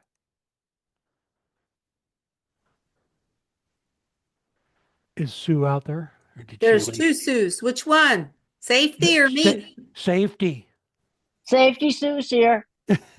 See, can you see that? I'm already bleeding. What did you do? You cut yourself on the edge of that wood. Brenda! I grabbed that other sandpaper and my thumbnail caught. Can you see that little spot right there? I can see it. It's sliver under my A thumbnail. Band-Aid. I know, right? All right. All right. So we'll go ahead and hollow a little bit of this out. But so that is really it. You just need a shelf for the bottom of them for them to sit on. And then you go ahead and run through your whole hollowing out process. At this point, I'll do some of that.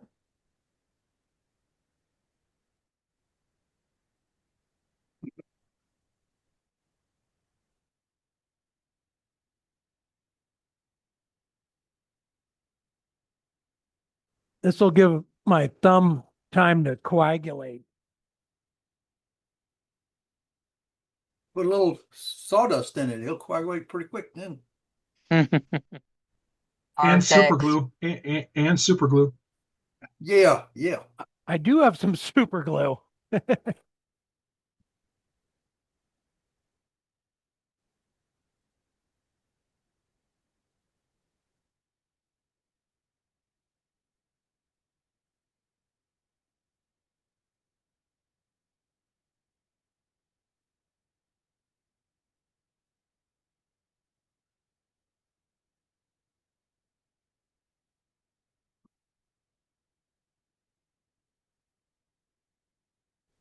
All right. So if you do have like a bigger shoulder here, you can always grab like one of the curved tools or a hollowing system.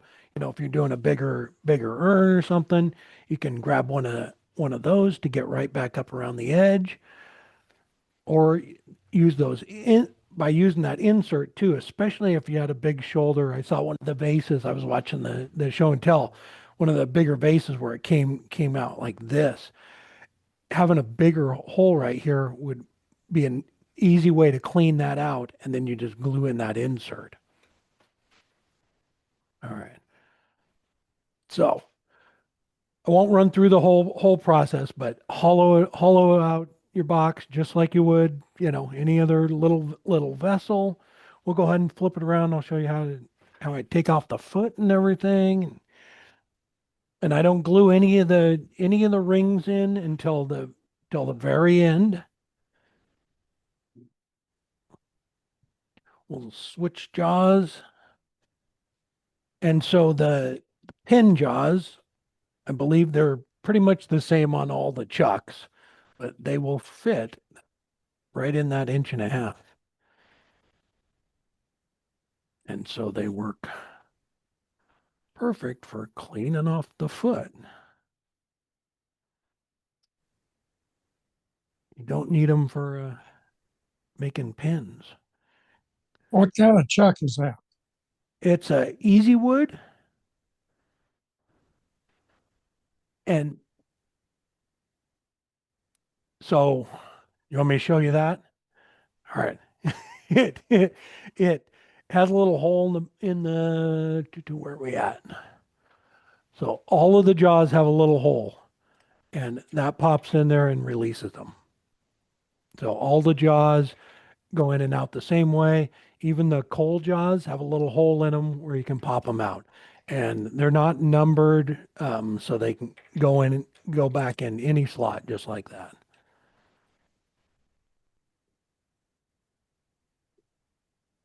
And when you buy it, you get all the jaws with it, don't you? No, you get one set. Oh, okay. One set of jaws, yeah. Okay. All right.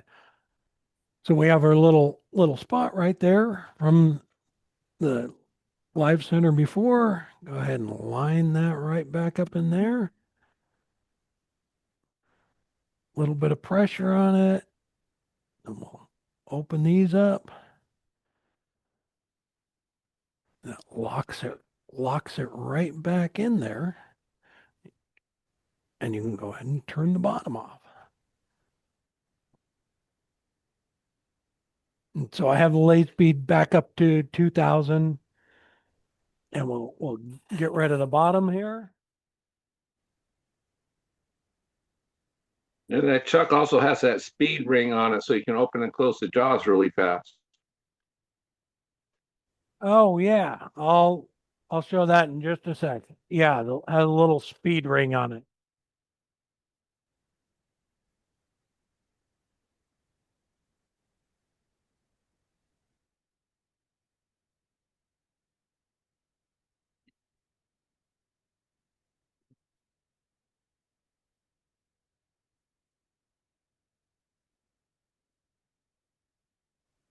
Right about there.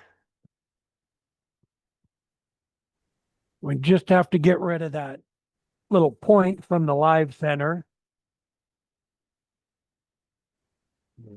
Cup that in a little bit.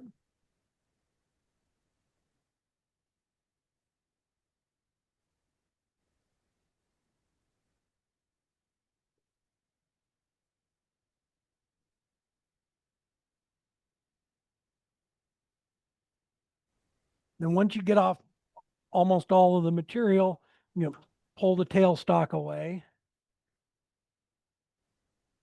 And then you just have that little spot on the end there to clean up. And that way, it's just kind of held in there with that tenon, but just staying right in the center here, taking little cuts. There's not much pressure on it. Get rid of that little point there.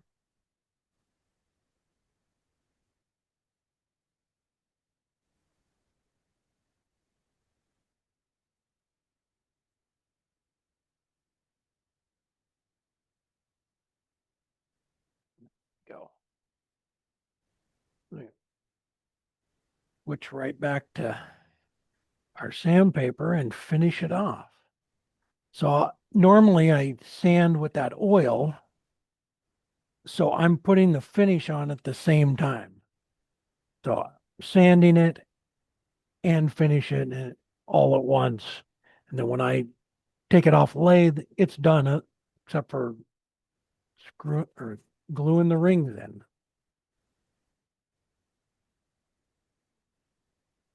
And the oil is a walnut oil is what I use. I used to use, when I first started doing it years ago, I was using mineral oil. And mineral oil doesn't ever really dry, but I don't know, hated the dust. So I was putting that on. And then I started mixing the mineral oil with paste wax for a while. And then I used Howard's beeswax, which worked really well too. And you can get that at like Home Depot. And then a few years ago, I switched over to the walnut oil because it dries and it does exactly the same thing. And I'll show you here real quick, just to kind of see how I do it. So turn the lathe speed down. It's messy, you don't want, I have a stripe across my ceiling from not turning it down low enough. So a few times. So just turn it down. And Nobody's looking at the ceiling, Carl. I know that I don't never point the cameras up there.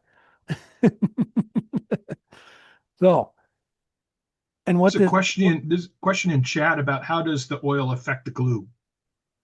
So you don't want to get it on the tenon. So don't put it in there. It would probably be fine if you just left it and let it dry. But if you want to glue them in right away, don't do that. Yeah, it wouldn't be good for it. But it does dry, so it just takes a while. So that's what I do. And it just runs through this Abernet. So that's why I like this, especially for wet sanding like this. When it gets a little bit dry, just put a little bit more on. All that dust is just captured right there in the sandpaper. And you saw a second ago when I was dry sanding it, you know, I don't have my dust collector on, but it eliminates a lot of the dust. So yeah, that's how I do it. So in these, you know, if I'm doing this like this whole thing, I would take this, set it over there, move to the next grit, and just run through all the grits. And then when I come around to do the lid, I would just start picking these up again and using it on those. So I'll use it on, you know, a couple little lidded boxes before I throw them away.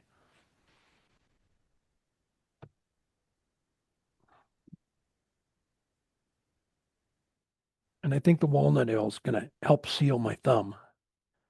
Carl, for your walnut oil, do you use Doctor's Wood Shop? Yeah. Yep. Yeah. It just, he lives about 6, 7 miles from me. So I go, nice. just run over and get it.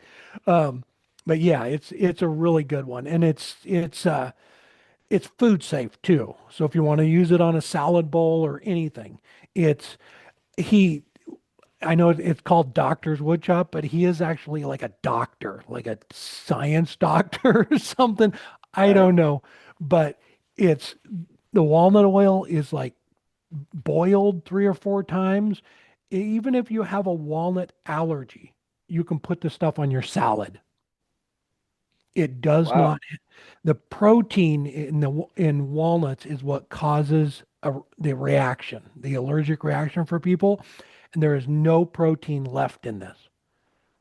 So you can literally, you can put this stuff on your salad if you wanted to, just like olive oil or anything else. All right. Let's move on to the lid, and that is the part where we'll get all this to line up. So you have your little base there. We'll wait to glue the rings in, but we'll work on the lid now.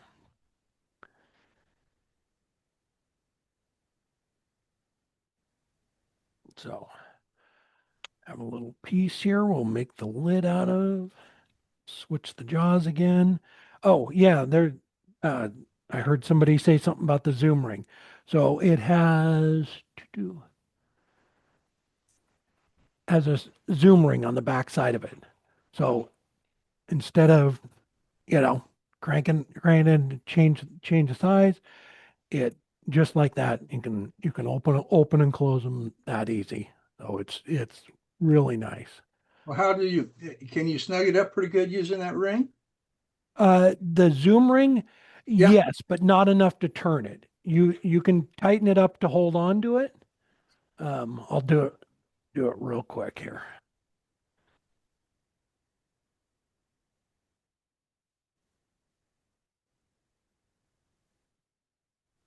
And that is cool the way that you just slip that stuff in there, huh? Yeah, they just slide right in, and so there's a little cam there, right here inside right there. It's on a spring. Yeah. So that little cam right there catches that little spot right there. It goes right in there. So I've had this chuck for I want to say 8 or 9 years. And I've never had one of the jaws come out. It makes me want to sell my never other ones and get that one, you know? Yeah. So they are kind of expensive, but it's, you know, I don't know. I had 3 or 4 chucks before. They all had different size jaws on them. You know, and then I got this one. I don't know, after about 6 months or so, I put all my other chucks up on eBay and sold them, and I've had this one ever since. Yeah, I don't like having to take screws out and re-screw them in to put the jaws in, that I like that system. I really do. Yeah, yeah, and I mean, if you don't have a bunch of money already invested in chucks, it's a nice way to go. All right, we are going. Carl, when was that challenge you did where you did that in a very few seconds, changed the jaws? Yes, I broke 10 seconds, 10 seconds, like 9.99.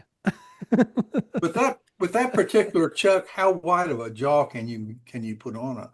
It has. So this is the biggest one.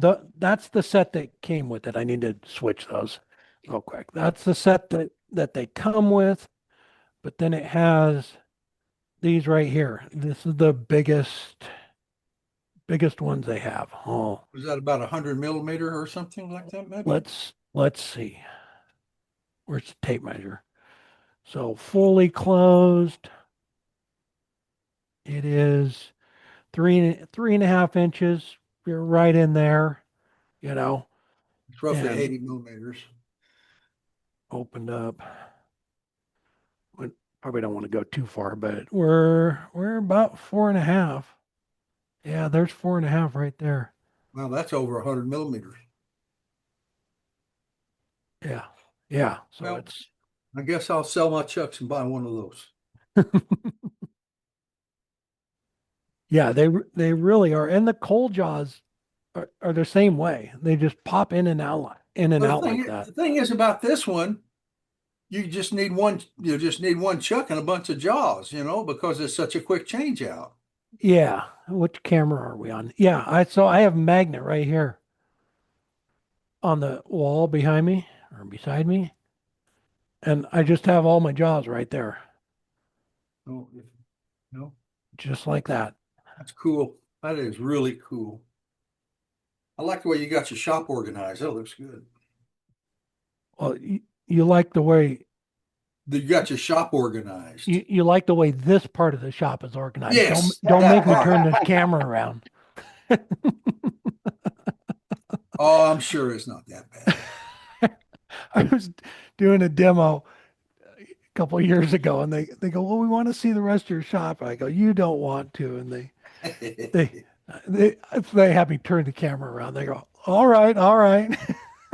I got this like 6x6 square. That's what's on camera. The rest of it, there's a pile of wood behind me. Oh, okay. All right, we're going to make the little insert out of this. We're going to do that part first. Carl, you still got the shop on wheels? We do, but it's discontinued. We can't take off and travel like we were because of Niles. So we can't just shut the website down and leave like we were, but it's still here. We still have the trailer and everything, but maybe someday it would be nice. Or if you ever want to get rid of that Scout lathe that you got in your trailer, just let me know and I'll take it off your hands. All right. If I had the money, I'd buy it and you could ship it 2,500 miles, but I don't have the money. It was so nice just to be able to get out and, turn anywhere you wanted, go, do demos and stuff. It was a lot of fun. All right, now we're going to make the smaller one. So we just made the recess for the larger one, the smaller one. This is going to be a tenon. So we're going on the inside on that. Lay speed.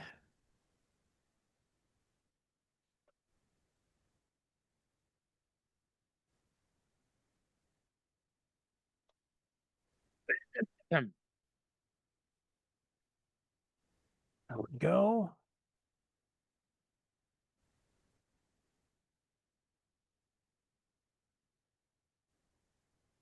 And we'll make it a little bit bigger to start out with. Slowly bring it down.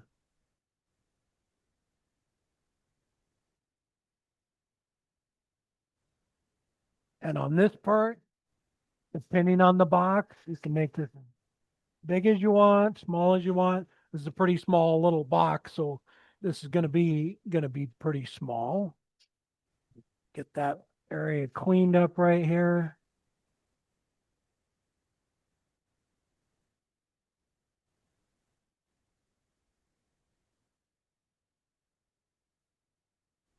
I think it's still a little bit big. Yeah.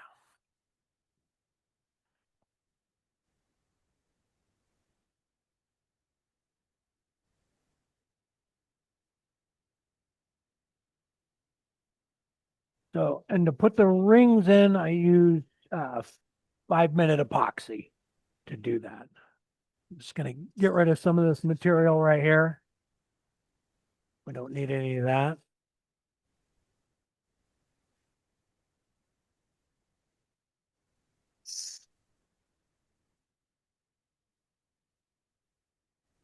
All right.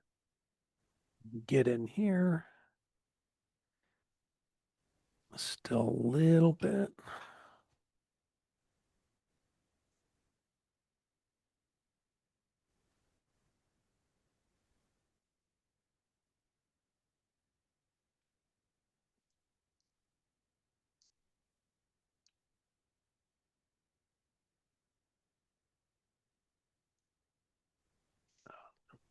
All right, it's really, really close. I could probably push it on. Might have to. Yeah. We'll just, That was close. yeah. We'll just sand it a little bit. That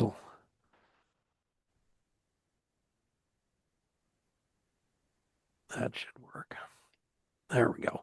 So it's sticking up a little bit. I'm gonna bring, it goes down inside of it, but I'm gonna bring it down to where it's flush because it just, there's a little bit of a lip there, and I'd rather just have that flush going across there.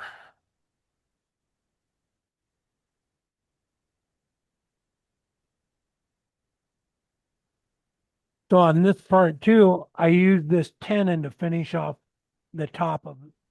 If I was doing it with the lid, you can use that tenon to finish it off. Just grab it again with the pin jaws and you're good to go. There we go. Now we have that flush. So same thing with this. You run through all your grits, sand it. This is really the only spot on this box that you're going to see is this little button right here. But if you were doing a bigger one, let me grab that other box real quick. Just get that cleaned up. So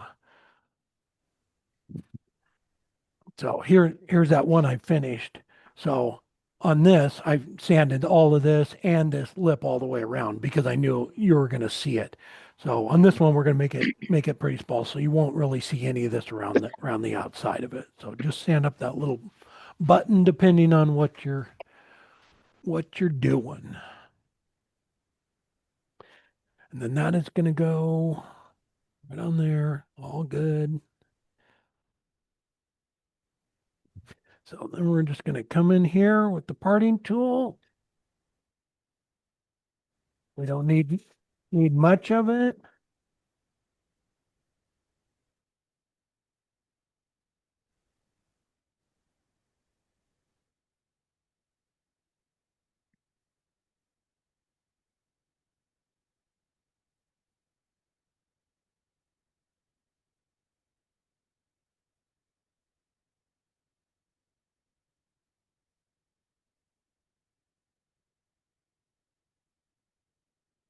From the outside of it here. So you need the tenon and you need a little bit back here on, there we go. So you just need a little bit of that to get recessed up inside of it. So here's that little one I made. It's just pretty thin. We basically just made that right there. So you can just part it off And you don't need to sand any more of it. It is all done.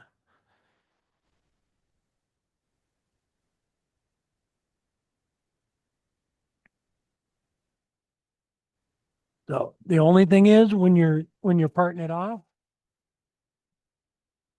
cup go in at a little bit of an angle, so it's cupped out just a little bit. So when you put them together, it doesn't rock back and forth. It sits nice and flat up inside of there.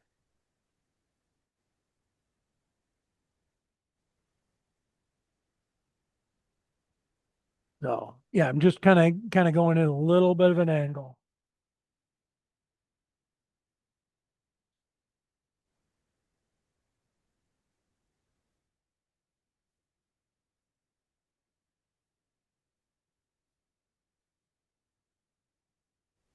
Then I'll clean off that little nub right there. And so this go down just like that and get glued up inside the lid. Primo. So, and that little part right there is really, as far as lining the grain up, just a little piece like that. That little insert is going to make lining the grain up just easy. You don't have to do it, it on the base of it if you don't want to.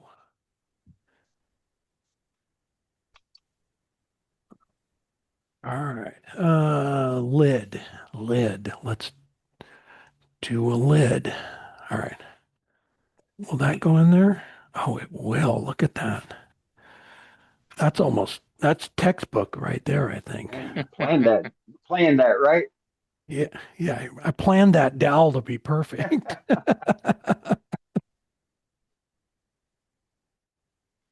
All right.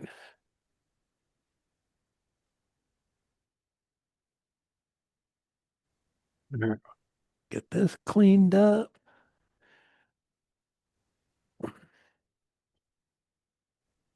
Do.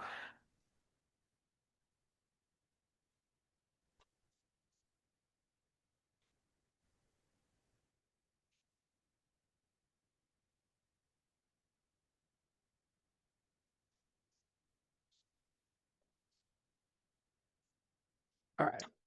So what we have to do now is grab the calipers again, and we're going to make a recess for that. Right there. Right up against it.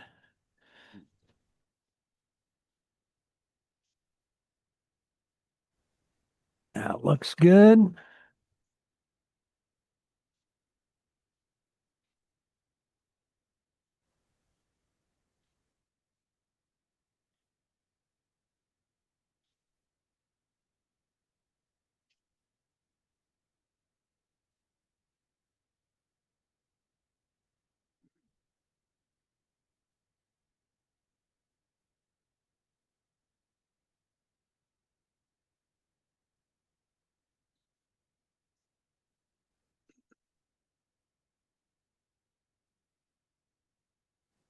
A little shy. Oh, I guess I need to take that out. So on this too, just make sure it's cupped out just a little bit so that when it goes in there, it sits flat.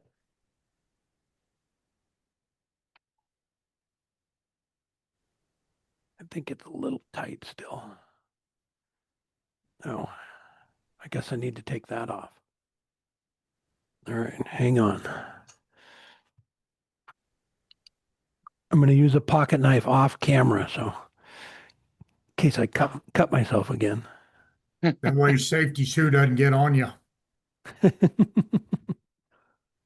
Yeah, watch out, Carl. And Brenda. All right, that's really close.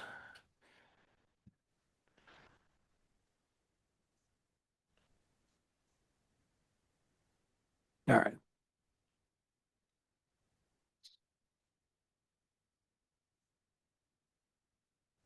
Bring that down.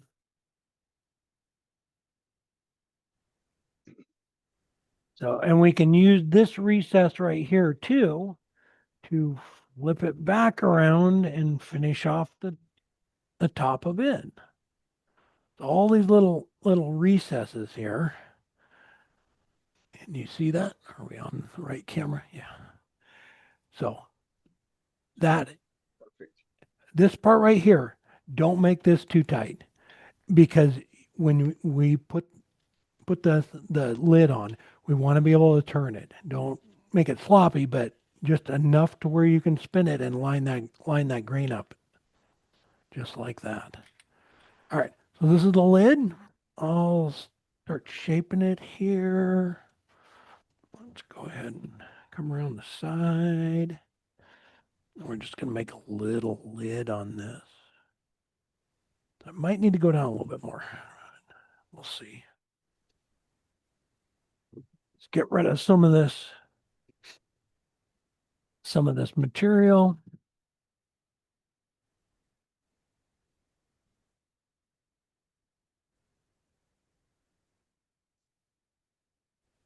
All right. I want to.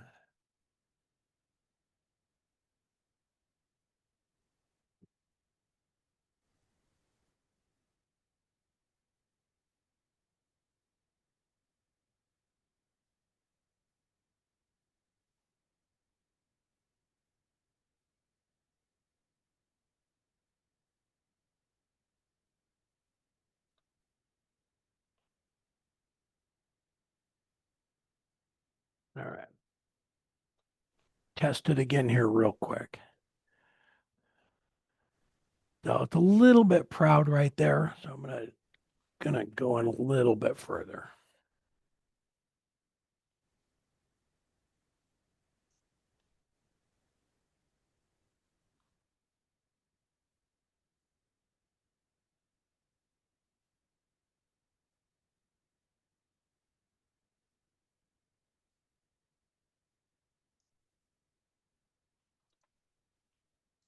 There we go.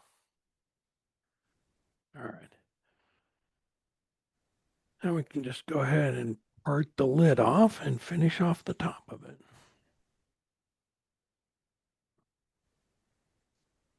All right. Where are we at? There we go.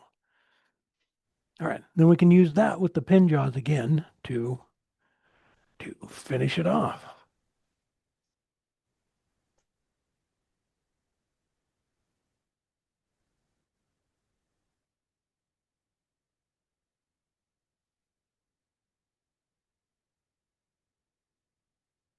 Yes, he is so detailed on explaining what he's doing, Sue.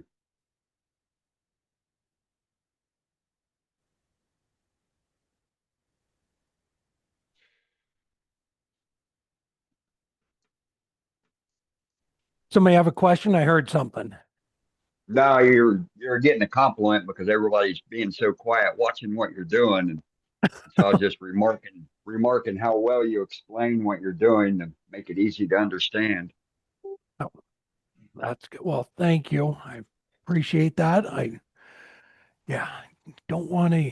It is funny because I never liked school. I never liked teachers, and Right? it's kind of where I ended up, and I'm thinking, I don't know. Yeah, and then here we are. There's so many of us that fit that bill. Yeah, demoing and explaining what we do, and yeah.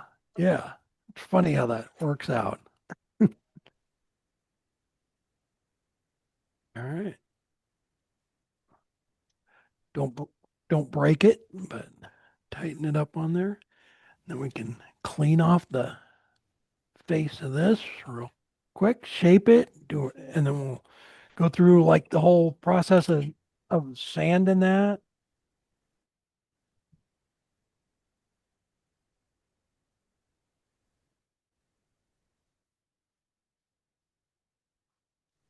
I'm in there quite a way.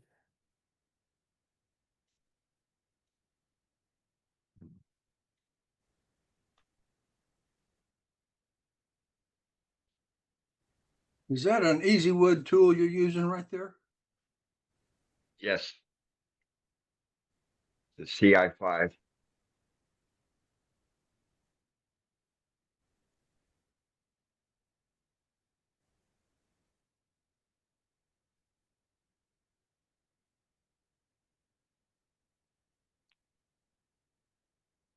It's really good on end grain, Dewey. Okay. I was noticing it comes off, shaves off pretty good. I mean, yeah, looks like no dust, really.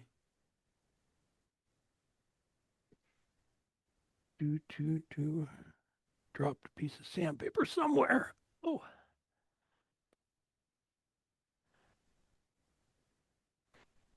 All right, and this same thing with this, what I normally do if you want to start sanding with oil and aren't sure about it, I usually run through a couple of grits dry. So I run through usually 2 grits dry, just to make sure that there's no torn grain left, no little defects or anything in it, because once you start putting that oil on, you can't go back. And it's much easier to power sand if, say you're doing a bowl or something and had some torn end grain on it. It's much easier to get it out when it's dry. And you can power sand it or whatever you want to do. Once you start putting that oil on, it's pretty much done. So I usually run through 2 of them.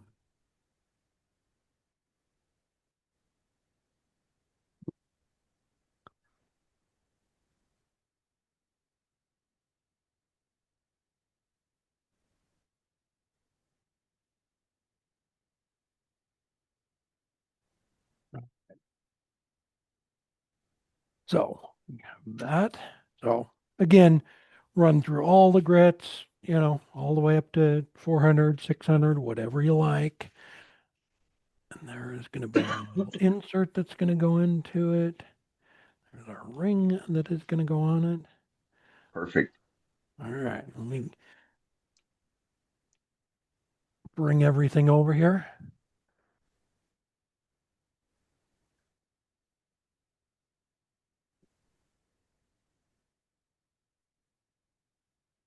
And show you the steps on that. All right. So I use 5-minute epoxy. That is the brand I use. It's Gorilla Glue. Get it at Home Depot. I tried a couple different brands of it. This one seems to be the best one. It seems to hold. I use it for other stuff too, and it seems to be the one that holds the best. I don't know if anybody knows of better ones out there that might work a little better. Please let me know. I'm always looking to upgrade to whatever works best. But that one seems to work really well. All right. So with this, now that we have all our pieces done, I glue in this insert right here, glue that into the base, let it set up for 5-10 minutes, glue this on here, let that one set up for 5 or 10 minutes, make sure they're completely dry.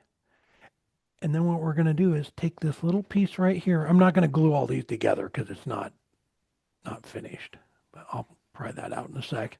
Then we take this little piece after it's all dry and we thread it right onto the box all the way down to the bottom till the wood hits just like so. Got your wood tapped out on the bottom. You're all good. And then to line the grain up, I put a little bit of wood glue right there.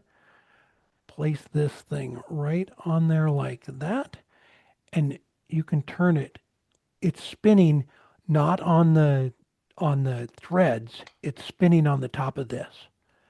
You can spin it, line your grain up to where it matches perfectly, and let it sit overnight.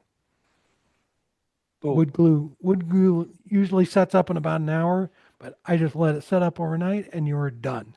So every time you unscrew it, it's going to come right back to that spot because the threads are already tapped out. Like this little piece right here, when you screw it together, the threads tap out right there. It can't go any further. It's locked right on there.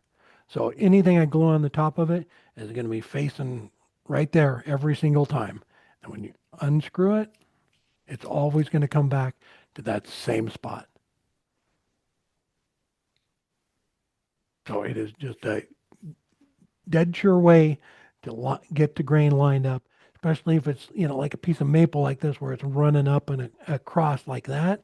You want that grain to line up. So just glue those together, let them set up, spin it down to where it stops, and then put your lid on. And I just put a couple little drops of the wood glue right on there, put it on there, put it wherever I want, and just let it go. That's slick. So, and this one is just, the bottom still looks all, if you like that look where it's all just clean and smooth, or you can do a bigger recess in it to make it easier to hollow out. But that little piece right there that goes in the lid is all you need. And once that's locked together, it's not coming apart.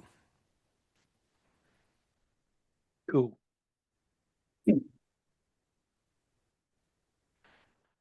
All right, where are we at? Let me move. That was awesome.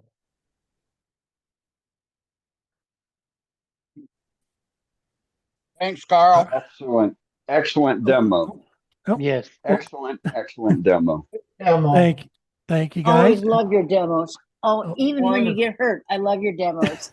Right? Only one injury today. It's a good day. I'm gonna have to change the sign that says "Days without an injury" in the shop. There you go. It was pretty enjoyable. Thank you. Well, thank you. We won't tell anybody. I'm sure it's already on YouTube, right? Yeah, well, this weekend it will be. We'll probably flip it out too. I want to say I put I did want to give you guys a discount code too. I put it up on the Niles website, so 10% off anything on there for you guys. And nice. The coupon code is Eddie. Is he still awake? Okay. No, he had to booger off for some treatment. So okay, but he'll see it on the replay. Okay. All right. Cool. Thank you, Carl. Very kind of you, Carl. We really appreciate it. Indeed. Right. I appreciate you guys having me on great. anytime, guys. Okay. I Great seeing you again, Carl. If I could put you on every week, I would. But that wouldn't be fair. I've only got so much blood. Right. I have a request before Carl jets. Go ahead, Billy. Can I do my little show and tell first? Yeah. Before Carl leaves, because he's partly responsible for this. It's not another bowling ball, is it? No, it's not another bowling ball. Y'all remember this one from last week? Yeah. Right. Oh, yeah. Yep. And I got these inserts from Carl. I've already finished the big urn, Carl. You didn't see it.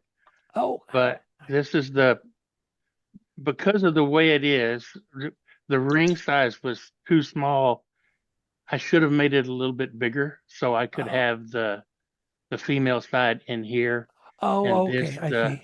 Like I did the big urn's done right, but yeah.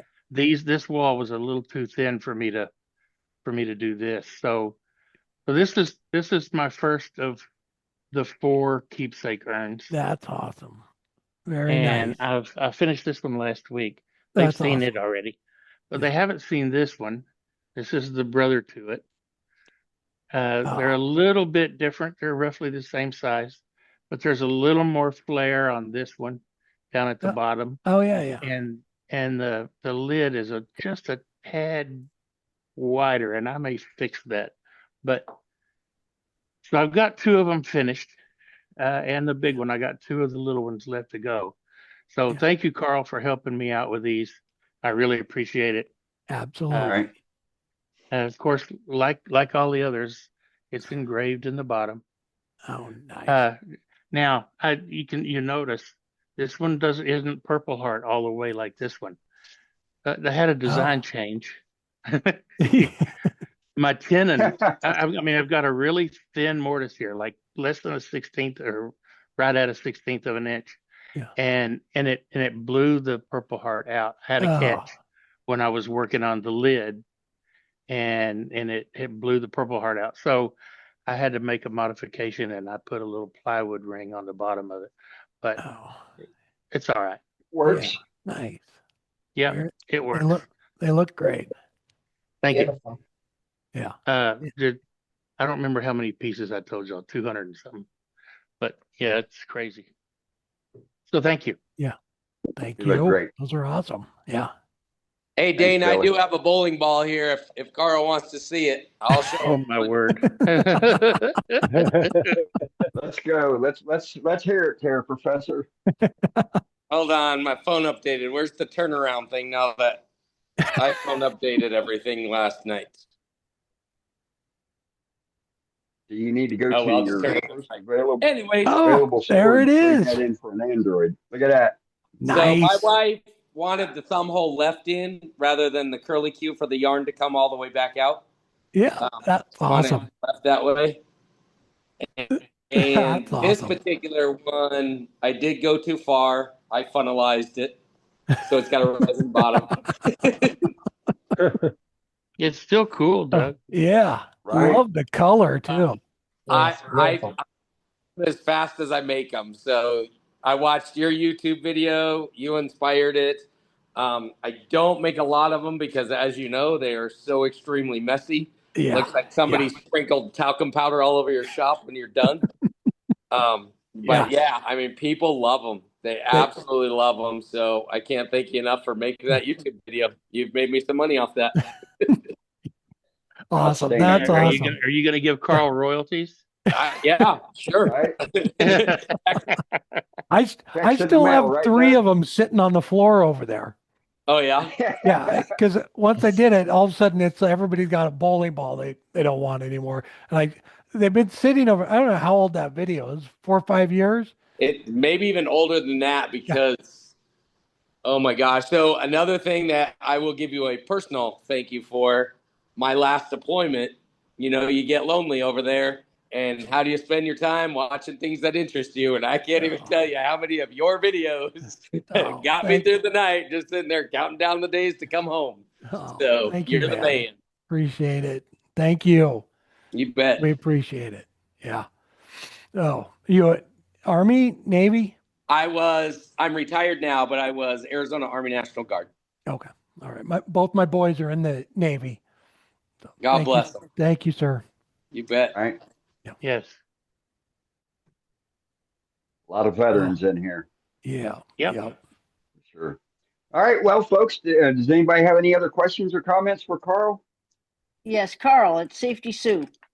Oh no, I'm going to get scolded. Yes. Oh no, not at all. I'm going to beg. Listen,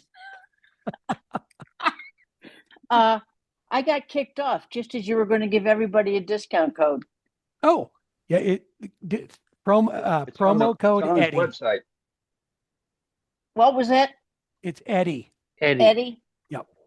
Yeah. So when you go to checkout and you're putting your information in there up at the top, you'll see a little thing that says enter promo code.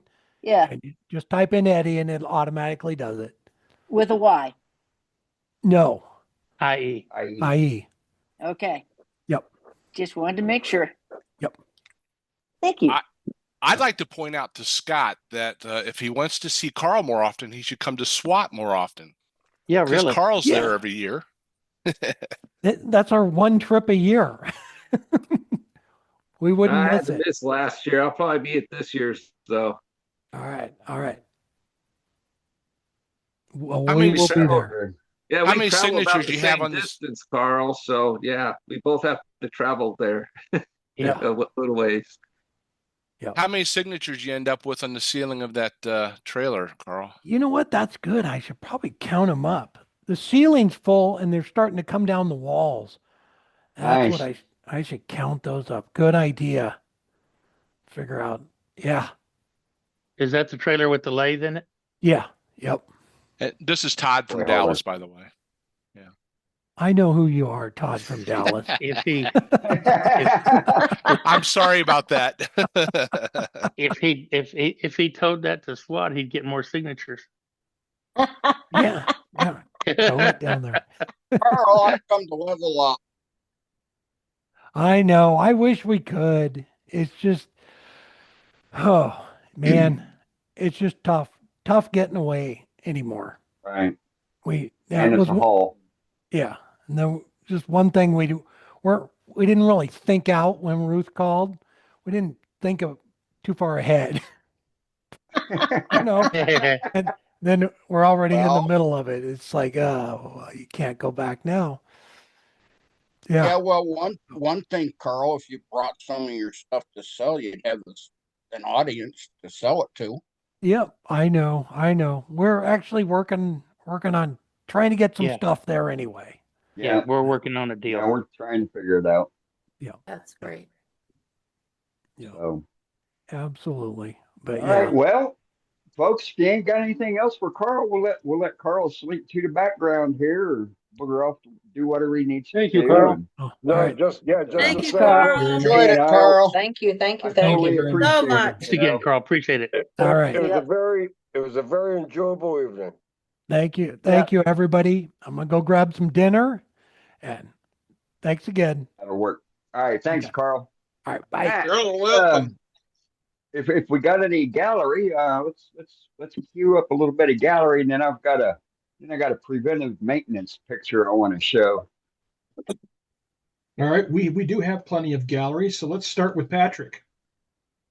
Hey, Pat. Good evening.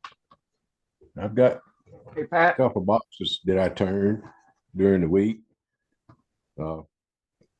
That's a pecan box. Pretty. Yeah, Very nice. That is pretty. Very pretty. And this is another one, a little different shape. Nice. Oh, that's pretty too. Very nice. And They'd I've got make to turn perfect. a little knob for this one. It's kind of hard to open. Notice he never makes just a plain lid. Yeah, put the lid back Artistic on, expression. on again. I Put know the lid exactly back where on. he's. No. Show it horizontally. Show it horizontally. Let's see the shape. Yeah. It's beautiful. Yeah. Oh my God. Well, you're hiding that from us. Look at that. What kind of wood is that? That's pecan. And this is one that I finished up on. It took me all day to do this one. My wife calls this one the cupcake box. There you go. Yes. Yeah. That's a good name. Yeah, it is. It is, exactly. Yep. Yeah. Looks Love like it. those old poker chip dispensers. Hey, I'll tell you Right, what. Yes. right. Yeah, beautiful. Yeah, that's Oh, nice inside. beautiful. I like how you cupped it out. Yeah. I I like your love use of this. texture there, Patrick, Yes. Thank you. Inside Yeah. the lid, yeah. especially the checkering on the inside. That's very well Yes. done. He's gonna wear that tool out, isn't he? Yeah, And it's you said fantastic. you Love it. said it took you all day today.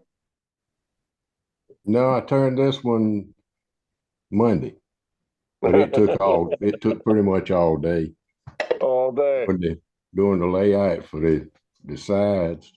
Yeah. And then once I got all laid out, there's 12 different scallops on the sides. And I took it to the drill press and angled the base at 10 degrees to cut them. Very Wow. cool. Yeah. Okay. Yeah. I see. Yeah. Yeah. Nice. Yeah. Yeah. Relieved the bottom a little bit to kind of lift it up off of the table. So okay. So right now we're looking at what 5 inches wide, 6 inches wide. What we're looking at wide, it's wide five- from your left finger to your right finger. From Okay, point to so point so is so 5.5 you went inches.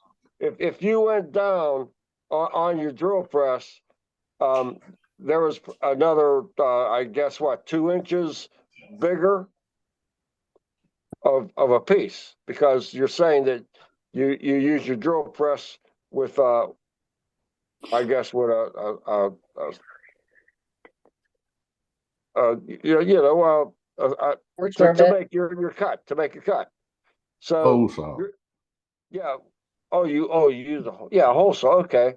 So still, you took that much away. So there was like 2 inches more of your whole piece. I guess I'm not asking the question correctly. He wants to know how wide your piece was before you put the hole saw on it. Yes. It was from this point to this point. 5.5 inches. 5.5 inches. So you just skimmed it. You skimmed it with your hole saw. Yeah, I mean, I marked out each one for the size of the scallop up here, and then set the hole saw to where it just cut. Yeah, you just from one corner to the other corner. Okay, right. And it wouldn't cut all the way through, so I had to back out and then break the top piece off to finish cutting. I was thinking like a full piece that the whole saw would go through. That's why I was asking the question. I thought it would be wider.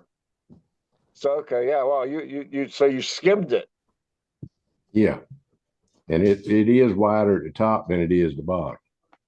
Yeah, because you're 10 degrees. You said. Hey Patrick, how'd you lock that thing down to your drill press table? I was going to ask my next With question. the squeeze clamps. Bar clamp. Okay. Irwin quick grips. I put a board underneath it for the saw to cut into because it was at an angle. Yep. And clamped that down, and then I clamped the blank itself on 2 sides. Because if you don't clamp it down good and tight, it will shift. I had How did you one sand it? very carefully by hand. But no, I do take this part and sand it on a oscillating sander, drum sander. Yeah, I'm getting ready to say an oscillating sander come in handy there. Yeah. It works real good, and then finish it by hand sanding. Boy, that's pretty. Very nice. Fantastic. Beautiful piece. It was a lot of fun to turn. It just a lot of work involved, a lot of different steps. So, Sure. so okay, then after you shaved it with the hole saw, so then you had so you had a recess on the bottom, and then you shaped it in that shape. Yeah. Once I got all of these cut to what I wanted, then I took and put it on a woodworm screw from this side. This was toward the headstock. Right. And turn the recess in it, finish the bottom, and then turn it around and hollowed it out. Mm-hmm. Yeah. Really pretty. Very cool.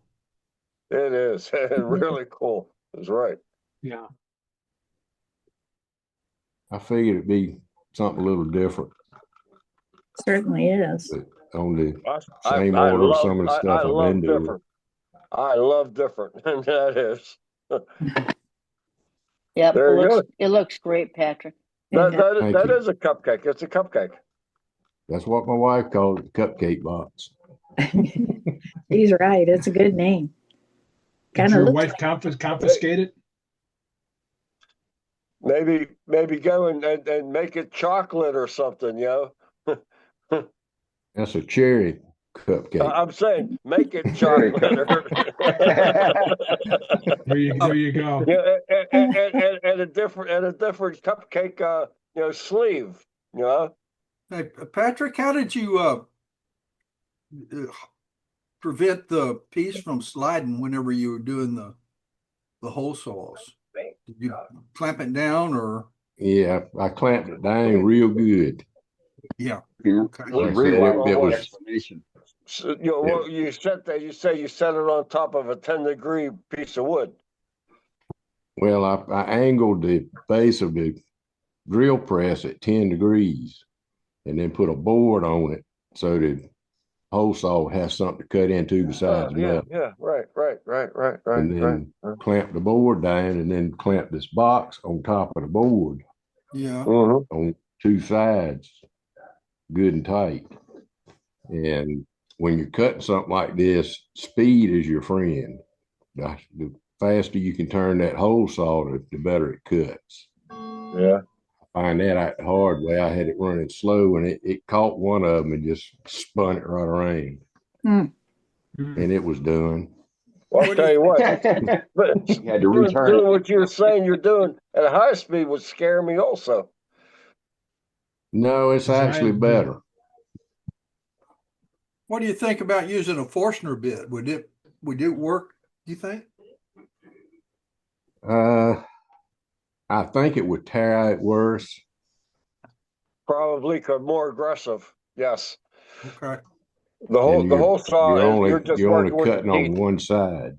Right, and right past the teeth, you have something that's calming the wood back down because of the hole saw. Right. Yeah, I think a Forstner bit would be kind of aggressive, especially being just you're cutting on probably a fourth of the bit.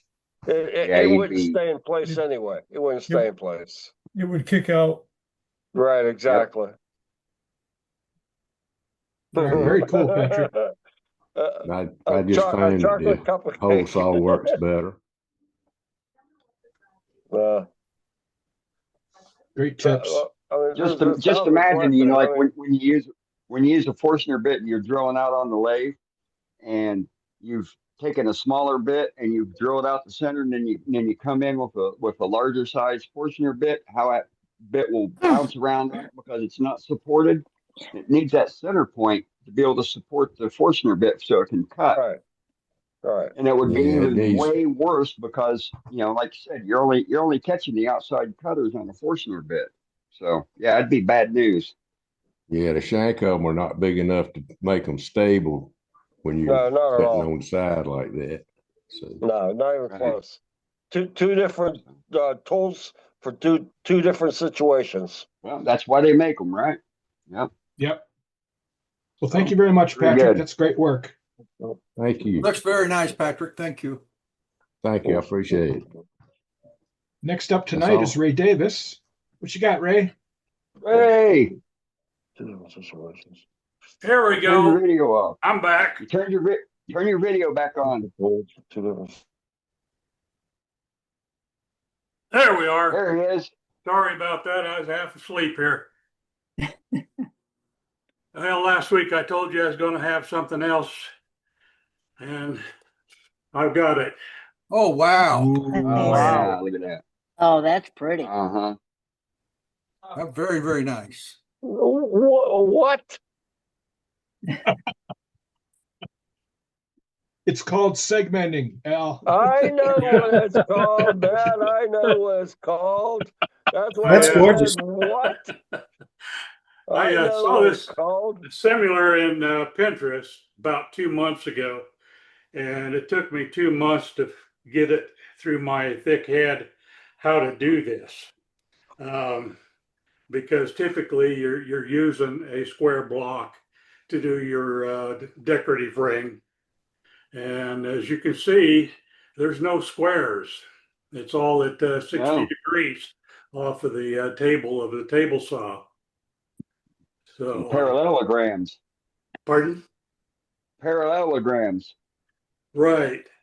And basically, that's what you're working with Right. for each one of right. those. And then it become a problem.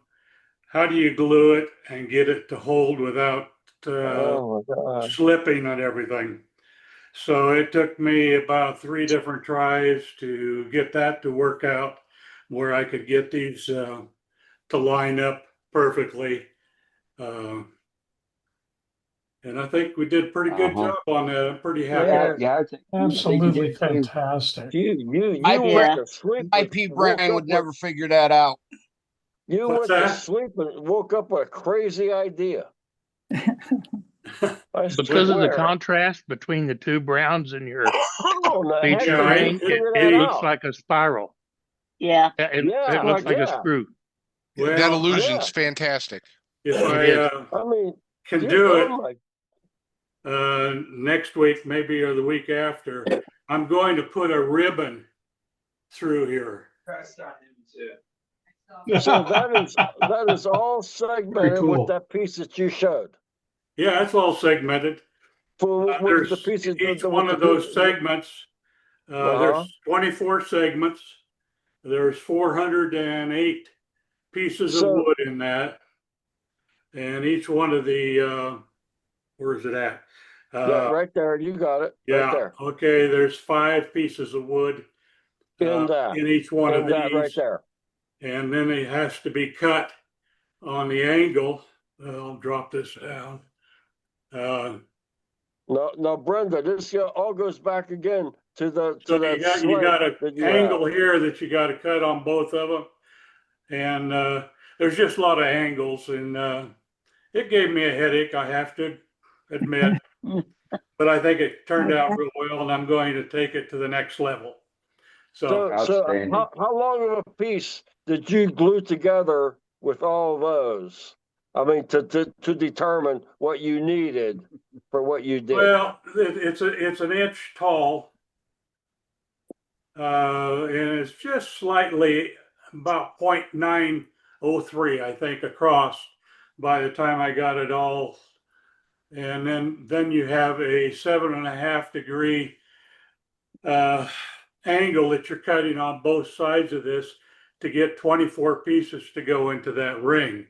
Right. It's about 8.5 inches across, 5.5 inches tall, and every ring, including the bottom, had 24 pieces. So how long of a piece was that you glued together to make that stuff in the center? How long was that? Did you determine? Oh, it was almost. That's in the middle. I'd have to calculate it out, but it was probably close to 3 feet long. 3 feet long? Yeah. Beautiful piece. Beautiful work. It is. Did you guys catch what he said? He said now he's going to take it to the next level. Yeah, I can't imagine the next level. Ribbon. No, He's going to put a ribbon. He already said he's going to put a ribbon down that screw. Yeah, there'll be a ribbon going right down the middle. Oh wait, no, across there. no. Again, how would you do that? Very carefully. No, really. I'm asking. No, Al. Wait, let's wait until he does it, and then he can explain it. One time instead of doing it twice. No. My question is, what? I'll show you a piece like this when I do it. Another piece, or are you gonna do that on what we're looking at? I mean, I'm just saying. Are you talking about carving or something? He's making a new bowl. I'll make a new bowl. Oh my goodness. It'll be probably the same size and everything. What would be cool is to take a picture of the glue up that you're going to make, and maybe 1 or 2 snapshots of what you put up against your stop on your saw. To see how that you're going to make out with what you're saying, that would be oh my God, there wouldn't be words for that. Ray, did you angle your saw blade? I had to angle it when you cut the segments, the angles. Yeah, to the instead segments. of using a wedgie sled or something like that, I had to make the block square, and then. Well, actually, it's like this, and then cut the angle. And I did that by raise it up, laying it like this, and then tilting the blade. Raise it up, and explain it again, please. Because we can't see. Oh, I'm sorry. Okay, it's all right. Okay, I made it square, well, Right. and then I cut it on the table saw, and then tilted the blade 7.5 degrees on both Right. sides, Cool. so I could glue it up into 24 Okay. segments. I was thinking you'd pretty have to, but I just wanted to make sure. Yeah, I couldn't use a wedgie sled for this. I had to make some separate sleds to go onto the table saw to There'd be a to lot do of it all. different degrees, for sure. Yeah. So Very nice, Awesome. Ray. Beautifully executed. Oh, it is. That is. Yeah, it's gorgeous. well, like I said, it took me 2 months to get it through my thick skull as to how to do this. So So Really nice. you'll be pleased it came demonstrating. out as well as it did. You'll be demonstrating next week, then, right? It Well, takes 2 months. or the week You got it after. you got it under control now. No, Sometimes that's- these challenges take me a while. I just love challenges, and I just love so many things. Are like, wow. I mean, My fingers that's get that's sore. inspiring. It's just My inspiring. fingers get sore Yeah. holding all these pieces together and gluing them.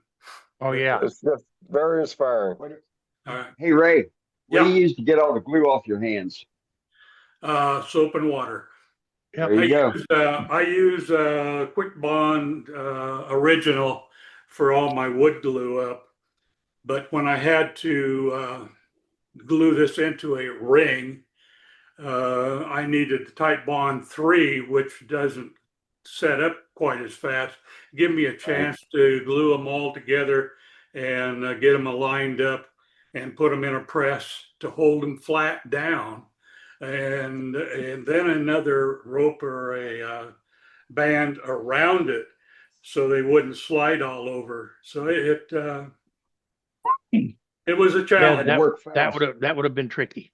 Yeah, it was tricky. So Very your, nice. your Very nice. initial glue, Ray, was the quick and thick, just to set that block together, and then you glue. No, he said Type-on original. He said original.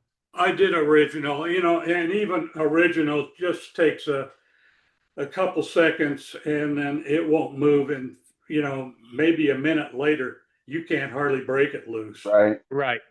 So that's Yep. what I use. I use quick and thick entirely on open segment bowls, but I use just the original on something like this. Thank you. Right. The Sweet. cool thing about using quick and thick for open segments is it dries clear. Right. You don't have to worry about the squeeze out, although I very seldom have any squeeze out because I use very, very light coat of quick and thick. I tell you what, if Ray's fingers could run a marathon, he'd set the world record. True that. Being able Just to move beautiful. that fast. Yeah, it's just great. It's phenomenal. Wow. Beautiful. Thank you, sir. Can't wait to see All right, thank you. That's all I got. improved one. Thank you, Ray. Beautiful work. Next up is Jason. Hey, Jason. Hello. So a couple of weeks ago, there were a few poplar pieces. So I had some poplar, and I made a nice little poplar bowl, and it was going so nicely that I took it a little thinner than I had planned. So it's about 5/64. So just Whoa. about an 1/8 of an inch wall thickness. And I was pleased how it came out. Nice. Great. That looks great. Nice job. Yeah. Hey, like I said on that post, you did it justice. Yeah, thank you. And then the same tree, I got some nice character in a piece of poplar. There's some curl, there's some really good figure, some pieces of knots that gave it a little bit of character. So it's just a little box. Very nice. Cool. That big part in it looks like a cat. Oh, that there? Kitty cat? Yeah, you see the kitty cat? Yeah. Yeah, you do. yeah, look at that. Look at the kitty cat. Yeah. Oh, yeah. Well, it could be a gristle pig too. Could be a what? You what? A gristle pig. A gristle pig. A It could be a lot of things, I suppose. groundhog. Oh, okay, gristle pig. I never heard of that before. That's what I got. Sorry. Hillbilly. Beautiful stuff. Thank you very much, Jason. Appreciate it. Nice work. Next up is Norm. Hey, Norm. Hey, Norm. Let me see that fish. Get this unmuted. You want to see the fish? Yep, got to see the fish. There you go. Look at that. Oh, beautiful. Yeah. Wow. Beautiful marlin. Well, Yeah. we're going to get 22 below tomorrow and 24 below the next day. So I was hauling in firewood this morning and come across the crotch. And I thought, wow. too pretty Ooh. to throw in the fire. Oh, Right. goodness. Oh yeah, yeah. The figure in that thing is crazy. Yeah. That's smoky. Beautiful. Yeah. Good save, Norm. Good save. Yep. Heck yeah. Is that honey locust? What is that? That's oak, red oak. Oak. Wow. Wow. Okay. Yeah. Oh, wow. Really like how you kept that rim with the Right, Paul. defect. Yeah. Very nice. I didn't want to get rid of that. Yeah. I Love thought it. it kind of added to it, so I left it in Oh there. yeah, for sure. Yeah, it's a always feature. Absolutely. Always want to keep those if you can. And then My I had, opinion. I think this is maple. Can you pull it further away? There we go. Wow. So I made Oh, these that's two pieces beautiful. today. It's the first time I've That's been great. in my wood shop for about a month and a half. Ooh, wow. I ended up with the crud, and so it was really fun to get back out there. Yeah, I bet. Beautiful. Nice. I know that feeling. That was a nice drop of dopamine, let me tell you. Yes. Thank you. Beautiful. Nice work, Norm. Great Thank job, Norm.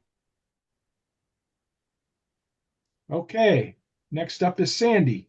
Hey, Sandy. Oh, hi, everybody. Hi, Sandy. Hi. I've been noticing, well, actually, I've been sitting at my desk or my table here doing a lot of painting and coloring and things like that. And I keep my markers and my pencils in, a plastic bin with a top and all that kind of stuff. And it started driving me crazy trying to sort them out. So I decided I was going to go on a mission to make pencil holders, I call them, for my markers and my paintbrushes that I use all the time. So, okay, number one was this one. Oh, wow. So this was my number one that I did. And I like it. 'cause it was a pattern Oh, that that's I drew. pretty. I drew this myself. So I said, oh, and it worked. That was good.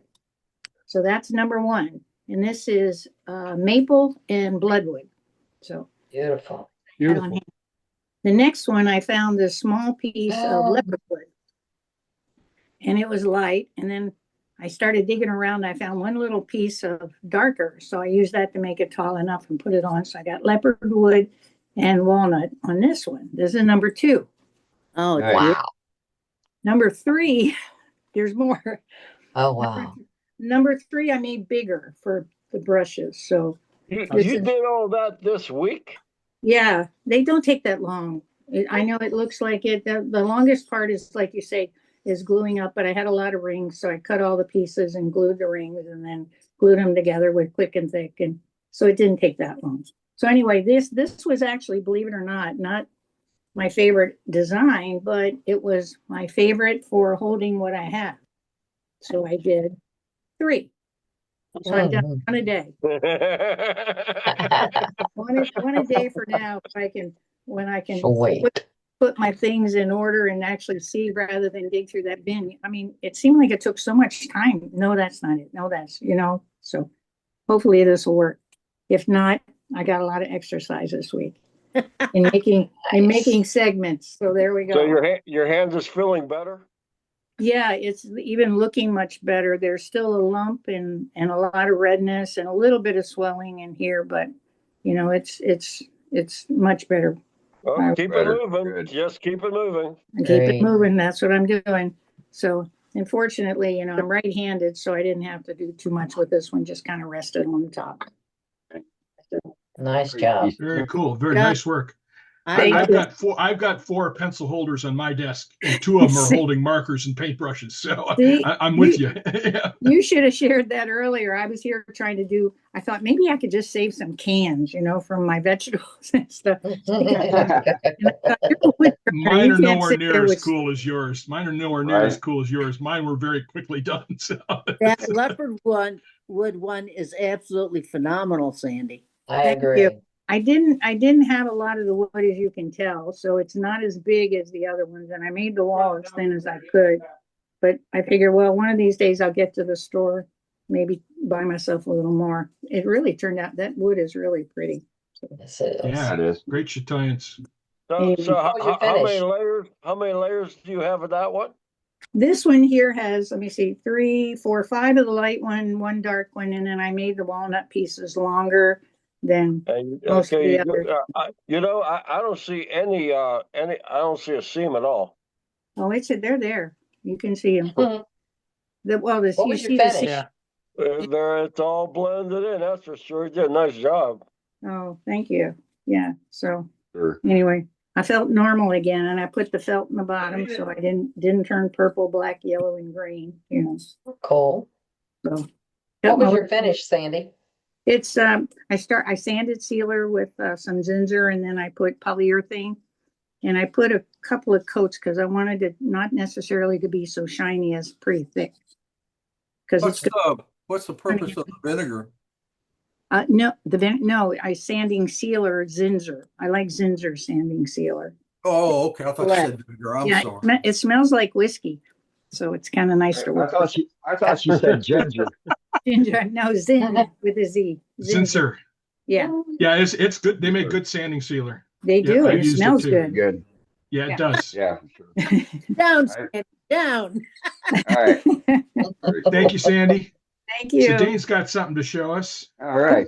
So, we talk about preventative maintenance, not quite enough.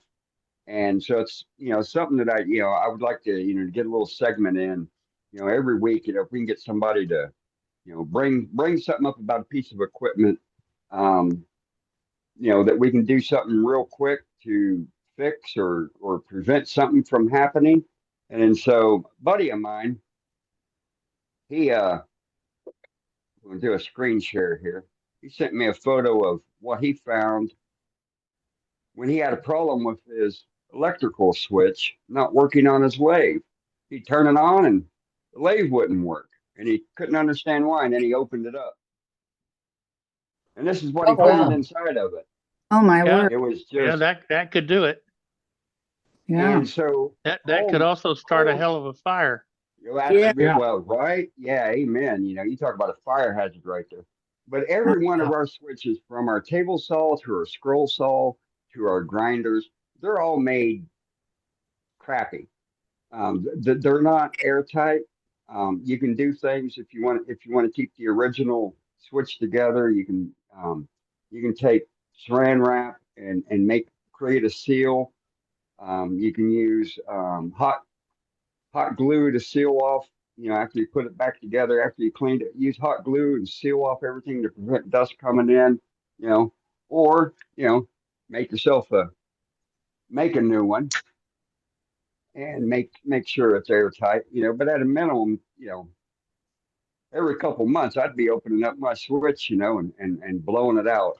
So I thought this was very telling, and so I thought this would be a good item to show tonight. Heck yeah. And a lot of people, when you turn your lathe on or you turn your drill press on and you flip the switch and it doesn't come on, 9 times out of 10, it's because you got a little bit of crud in there and it's covering up one of the jumpers or blocking one of the electrodes, that's being connected. Blow it out, flip it back on before you put it back together. If it works, make sure it's clean, put it back together and seal it off, and then you won't have this problem anymore.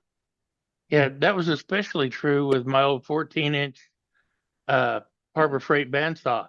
The switch in it is horrible and it's not sealed, and it would fill up with sawdust, and I'd have to take it apart about every 3 months.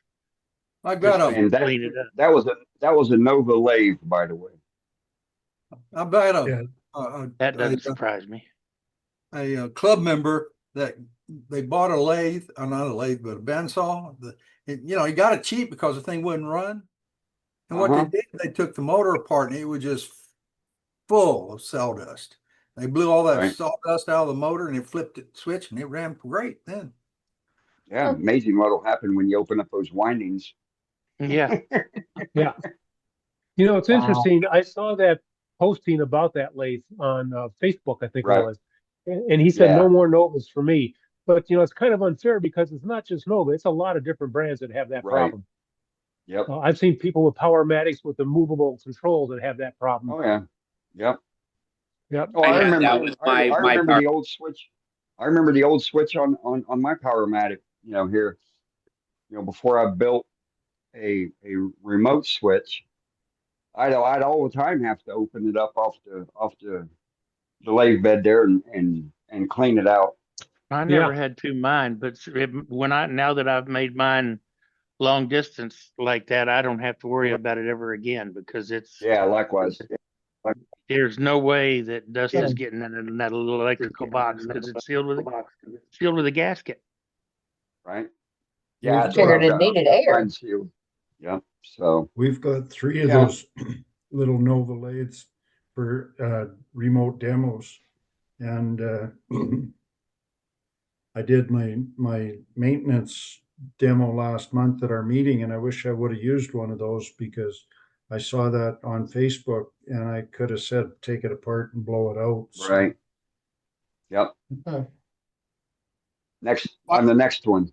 The next one, that way you'll have something new to show them. Well, if the club hears I'm doing another one of those demos, they'll all stay away, so I won't have to worry about it. Right. Yeah, very good. So Dane, if we move it on our Powermatics, if we move the box down to the other end away from where it's turning, it's less likely to get a lot of dust in there. Is that what you were saying earlier? Well, no, what I'm saying is, if you have even if you got a remote switch, it's not going to be airtight. You want to, at a minute, take it apart, blow it out, clean it, and then put it back together either, with a makeshift silicone gasket that you can buy, at the wherever, online, Amazon, or just put it back together and seal it up with hot glue. Okay. Because I try and move mine down away from the headstock so I don't get quite as much dust in it, down to the other end. But sometimes it's easier. But it kind of defeats the purpose of having that switch, that way all you can do is just bump into it with your hip, something bad happens. Right. So, but yeah. Cool. But it's not only, but like I said, it's not only your lathe, it's your grinder, it's your bandsaw, your drill press, anything that has those, especially those paddle switches. One, they're made horrible. They don't put a lot of money into those switches. Yeah. So. Yeah. And like my little Turncrafter lathe has a safety key in the switch that has to be all the way in or it won't work. And every so often I have to pull the key out and clean where the key goes in or the key won't go all the way in. Yeah. First thing I would do with something like that, and that's just me. I don't have kids. I don't have little kids coming into my shop. Is I would jumper that safety switch. That way I ain't got that key being a problem nuisance for my me. bandsaw and my cable saw both have that safety key thing too. And every once in a while I have to clean each one of them out because the key won't go all the way in. Hey, I cleaned mine out one time on my Shopsmith, and I glued that thing in the switch. Right. With super glue. And never worried about it again. Yeah, my Laguna bandsaw, I had a problem with it. Wouldn't start, and I thought it was in the switch. So I took it all apart, blew everything out, cleaned it, did everything I could think of, but still wouldn't turn on. So I went round with Laguna, and they told me to try this, try that, never figured out what was wrong with it. So I started tracing it from one end to the other. It's got a foot brake on it. That foot brake has got a switch. and Yep. it had got jammed up with dust. I blew it out. It's worked fine ever since. So about every 5 or 6 times I use it, I just take the hose and blow the dust out of it, and it works fine. Right.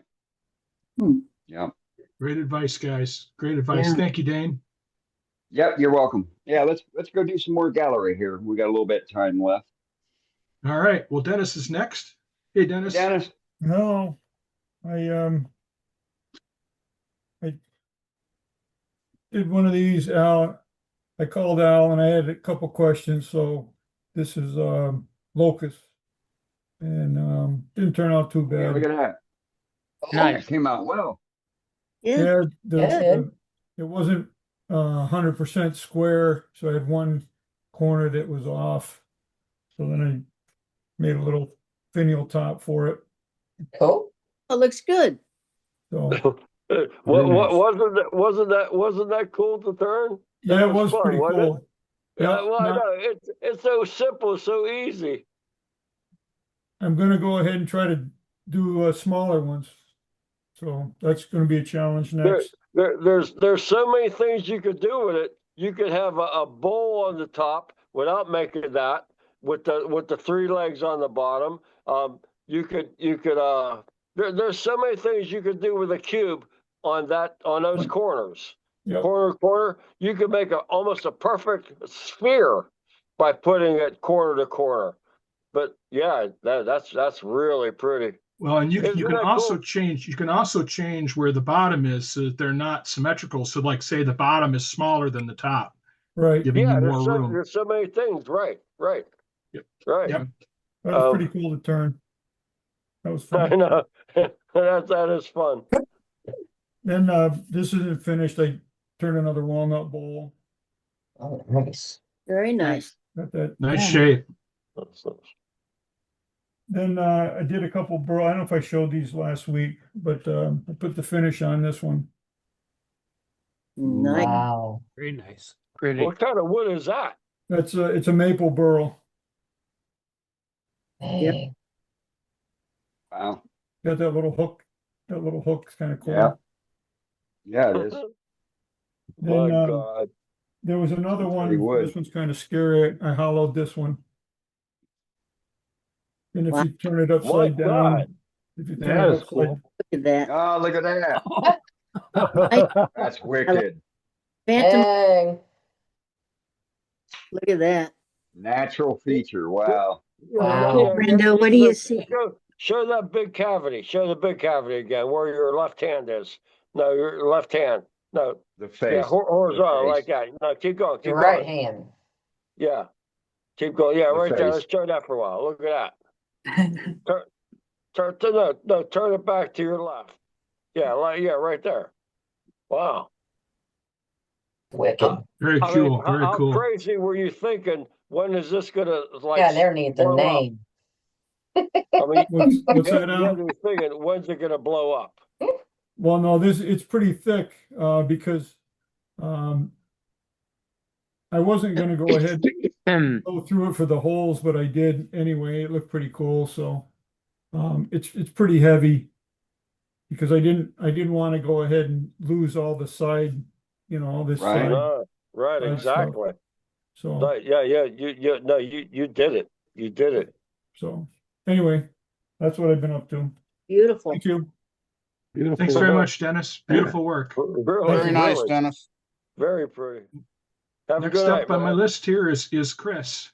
Hey, Chris, you there? Yeah. There he is. Oh, man. I gotta Hey, reverse Chris. I'm on my iPad. Give me a second here. Okay, so we started the week with a small little box, which Very cool. was an ugly piece of wood, and I just dropped it. There we go. Well, it's on my floor. And since it was ugly, we decided to beat it. And then What is that? just a little box, maple. Yeah. Maple. Okay, Maple. How'd you make your beads? I You cheated. cheated. There's no such thing as cheating in woodwork. The You ain't cheating. D-Way beating You ain't tool. trying. Yeah, these are- That's my favorite way of cheating on beads Yep. too. Nice Me work. too. And then we made that little lighthouse there. That, as all lighthouses, it's haunted. You can see the little ghost there. Yes, we can. And we mounted it on another piece of maple that I believe Mr. Billy Burt has the other piece of that. Might just. Yeah. And the dog, we did not glue it in because that way you can play with it. And that's dogwood. Okay. Very cool. Like that bowl right there. That's from an Look at that. old cherry tree. Man. Beautiful. And I wish I could say I Love made. I wish I could say I made the table, but I didn't. That's pretty cool too. Yeah. Beautiful. That's all I got. Nice work. Right on. Nice, buddy. All right. Well, thank you very much, Chris. Nice All right, work. thank you. Yeah. And next up is Glenn. Hey, Glenn. How y'all doing? Doing Good, good. Glenn. How are you? See Been a ya. while since I've Robert. been on, and Yeah. but I had this year. I had turned a number of these icicle ornaments. Oh, look at I that. got Oh, I got wow. That's the cute. Joaquin had showed me some he had done, so that gave me the inspiration. I did probably about 10 of these for gifts, and then I did some little bit different. They're a little heavier. but Oh, that's still with- nice. Still with the icicle ornament on it, and then I tried a few other little snowmen.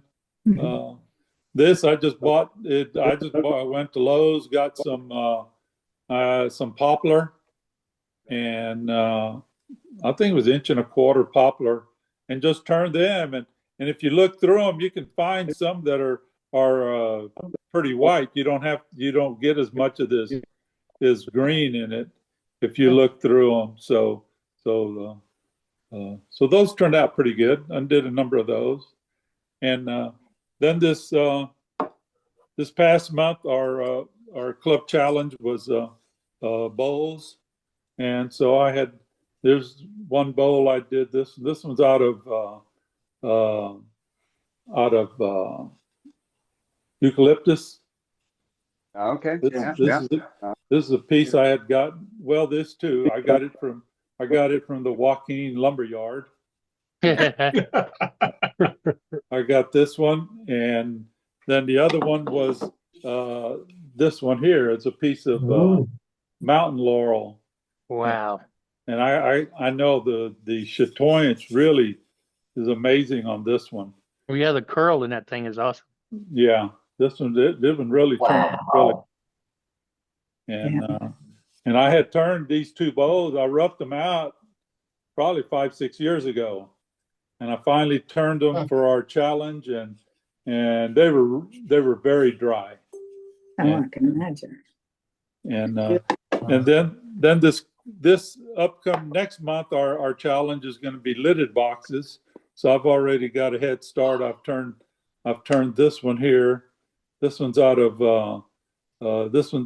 ambrosia maple. Ambrosia maple, yeah. Nice. And then the lid. Beautiful. The lid's out of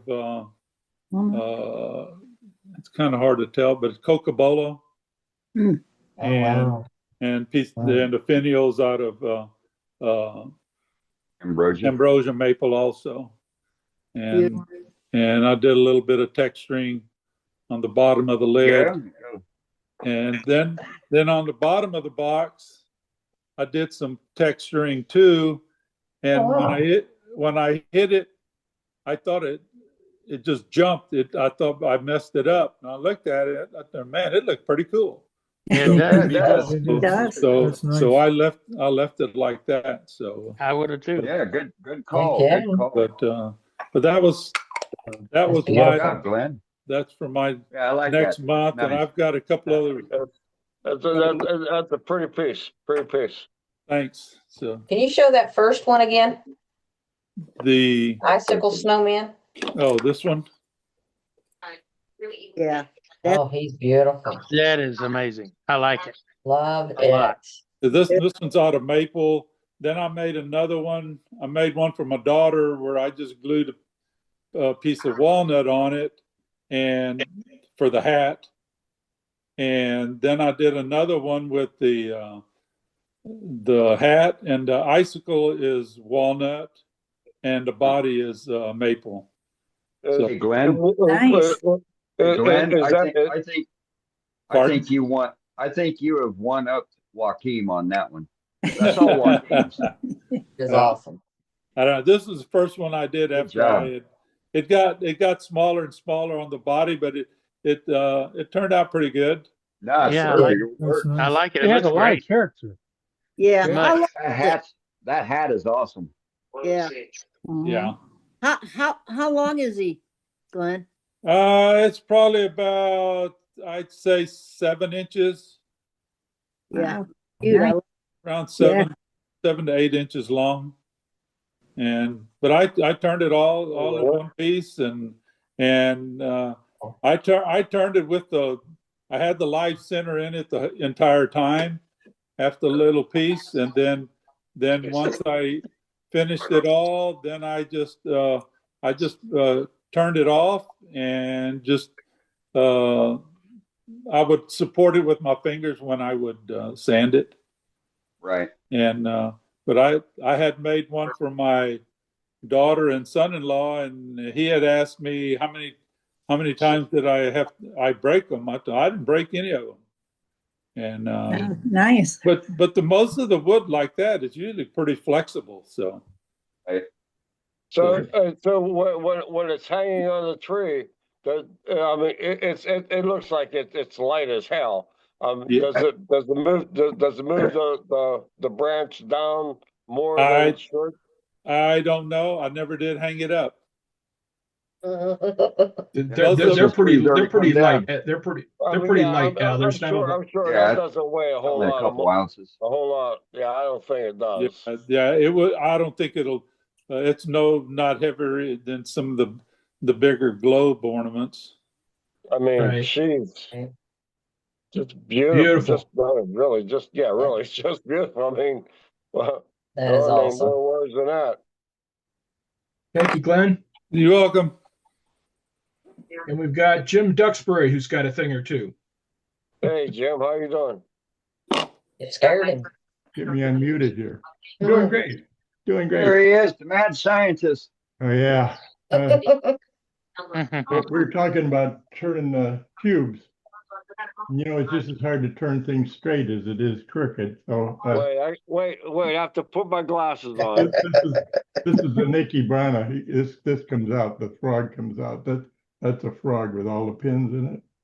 Yeah. I can't show it so the light goes in there. Anyway, there's a bunch of points in there. But this is a cube. Instead of being bowl shaped or whatever, it's turned straight off.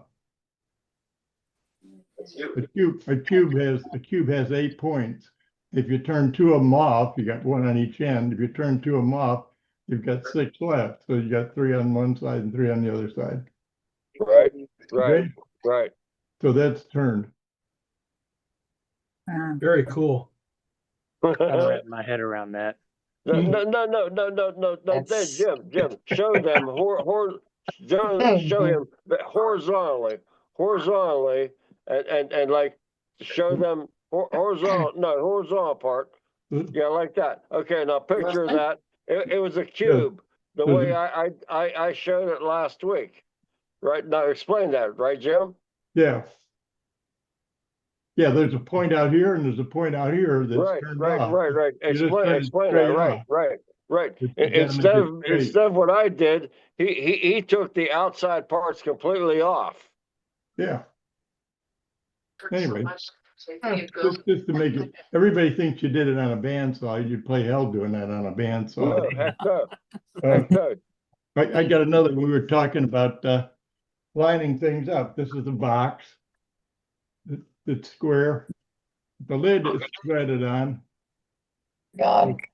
And it's 1 1/4 8, and it tightens on here perfectly. This is threaded onto here. That's not an inserted piece. That's one piece of wood. And it's threaded into here. when you thread it in here, you have to you have to start the tap just right so it ends up perfect like that. Wow. Wow. What wood is that? This is a mahogany and this is oak. Oh, I didn't know mahogany would take that good of a thread. That's great. Yeah, I've got an 1.25 tap, so it's actually tapped. It's a Oh, okay. I love it. That's a great idea. I've got an 1.25 tap. I do too, but I don't have an 1.25 die. I have one of those too. Yeah, the hard part's making it line up. You got to make it so it lines up. Correct. Right. Well, you just trim the thread off on the male there. Make No, it it's match. easier than that. You guys think too hard. If you're not good, you cheat. You make this round, okay? When you get all done, you tighten it in and screw it on here, and then you cut the sides off of it. All right, Jim. All right. I like it, Jim. I love it. That's perfect, Jim. If you're not good, you cheat. That's what I was gonna say. Just run Yeah, it. if you ain't cheating, you ain't trying. You got it. Hey, Jim. Hey, Jim. Just to prolong a little bit more time in the night. No, Okay, the piece that you showed that we were talking about corner to corner. Can you show that again horizontally? Okay. Now remember how I started my my demo last week. I said follow the horizontal where the two valleys are. Here, what Jim did, he did everything and he brought those two valleys to it. Do you see that? How we did that? Yep. You're making it too hard. Remember how I started my thing last week? You're making it too hard, Al. Follow that valley. He Just took, cut the damn thing you off. see how okay? he did that? Al, that's not what he did. You cut the thing off. Don't worry about it. You can see the corners. I got another thing to show. Hold on a second. This is better. Can you see this? It's Not getting yet. there. There it is. Oh my God! I have to kind. This is Why my did latest check. I open my mouth? Oh man, this thing works. In fact, I got to figure out what I'm going to turn with this now. This is a set of cold jaws underneath here that's 8.5 inches in diameter. And this is, I made the top and bottom jaws on this. You have an 8-degree taper. And this center is doweled together. So it opens and closes. Let me see if I can get the next one. And they're dovetailed? And they're dovetailed, yes. Yeah. So it locks it in place. You can hardly know the camera doesn't show the dovetail, but anyway, I believe you. Yeah. the neat part of this is you can go off center like 2.5 inches. And that doesn't sound like much, but on a 20-inch lathe, if you got a 6-inch piece and you go 2.5 inches off center, right, you're getting way out. You're getting almost the capacity of the lathe. Right. Yeah. And so a half inch is a lot. 2.5 inches off center is huge. That thing's whopping around like a propeller. Oh yeah. And if you trying to dance across the floor if you're not careful. Oh yeah. Well, I learned to turn on a shop smith. Remember? So I chased it. I used to walk around the floor and chase it. Anyway, once you got something on here, you can't see these numbers. So this over here is your 0, and that's 1/2-inch increments going out. So you can see the end of the thing as you're moving it off center. Right. Good fun. It really works nice. It's on a Talon Chuck cold jaws. Now I got to figure out what I'm going to make with it. But anyway, it should do all kinds of things. Yeah. Cost nothing. Cost me about $6 for these are M6 bolts. I bought them in stainless, so they work pretty good. Very nice, Jim. Yeah. Cool. Yeah. Wow. Looking forward to a whole new family of off-center stuff. Oh, yeah. Well, I I know, right? don't know how to do that yet. Well, Multifaceted. Anyway, I'll stop asking questions. yeah. I don't Well, believe it. I don't we believe are it. at the top of the hour. I don't believe him either. Thanks, Jim. I'll stop asking questions. And with that, we will. Well, I'll stop asking questions. I'll quit asking questions until next week. We'll call No, this no, the, no, no, end of the main meeting. no. Actually, what he showed, what Jim showed, that had the corners and the corners. I'll bet that I will be able to do that with the thing that I did last week, because there's so many different things that you can do, putting it on corner to corner, and I mean, I didn't know what Jim was going to tell me how he did it. I mean, that flipped me out. It's all good. No. Hey, all but, right. So hey, hold on now. So with that, we'll make this demarcation point of the main meeting. Thank you all that came in, and hopefully had an enjoyable evening. We had a fantastic demonstration by Carl Jacobson on how to make perfect grain alignment on boxes and urns and just a gamut of different things that you can use it for. Very good evening. A lot of good show and tell. Don't forget, level up registration is now up and available for you to go pick your classes. Don't forget, the Hotel Mead is offering $130 a night queen bed, king size bed, room reservations, 14th of September for early birds, all the way through the 21st for those that are going to stay and see the sites or stay and help some of us clean up. And then club patches. I got 200 of them right here. Oh, About 50 of them's going to go out tomorrow.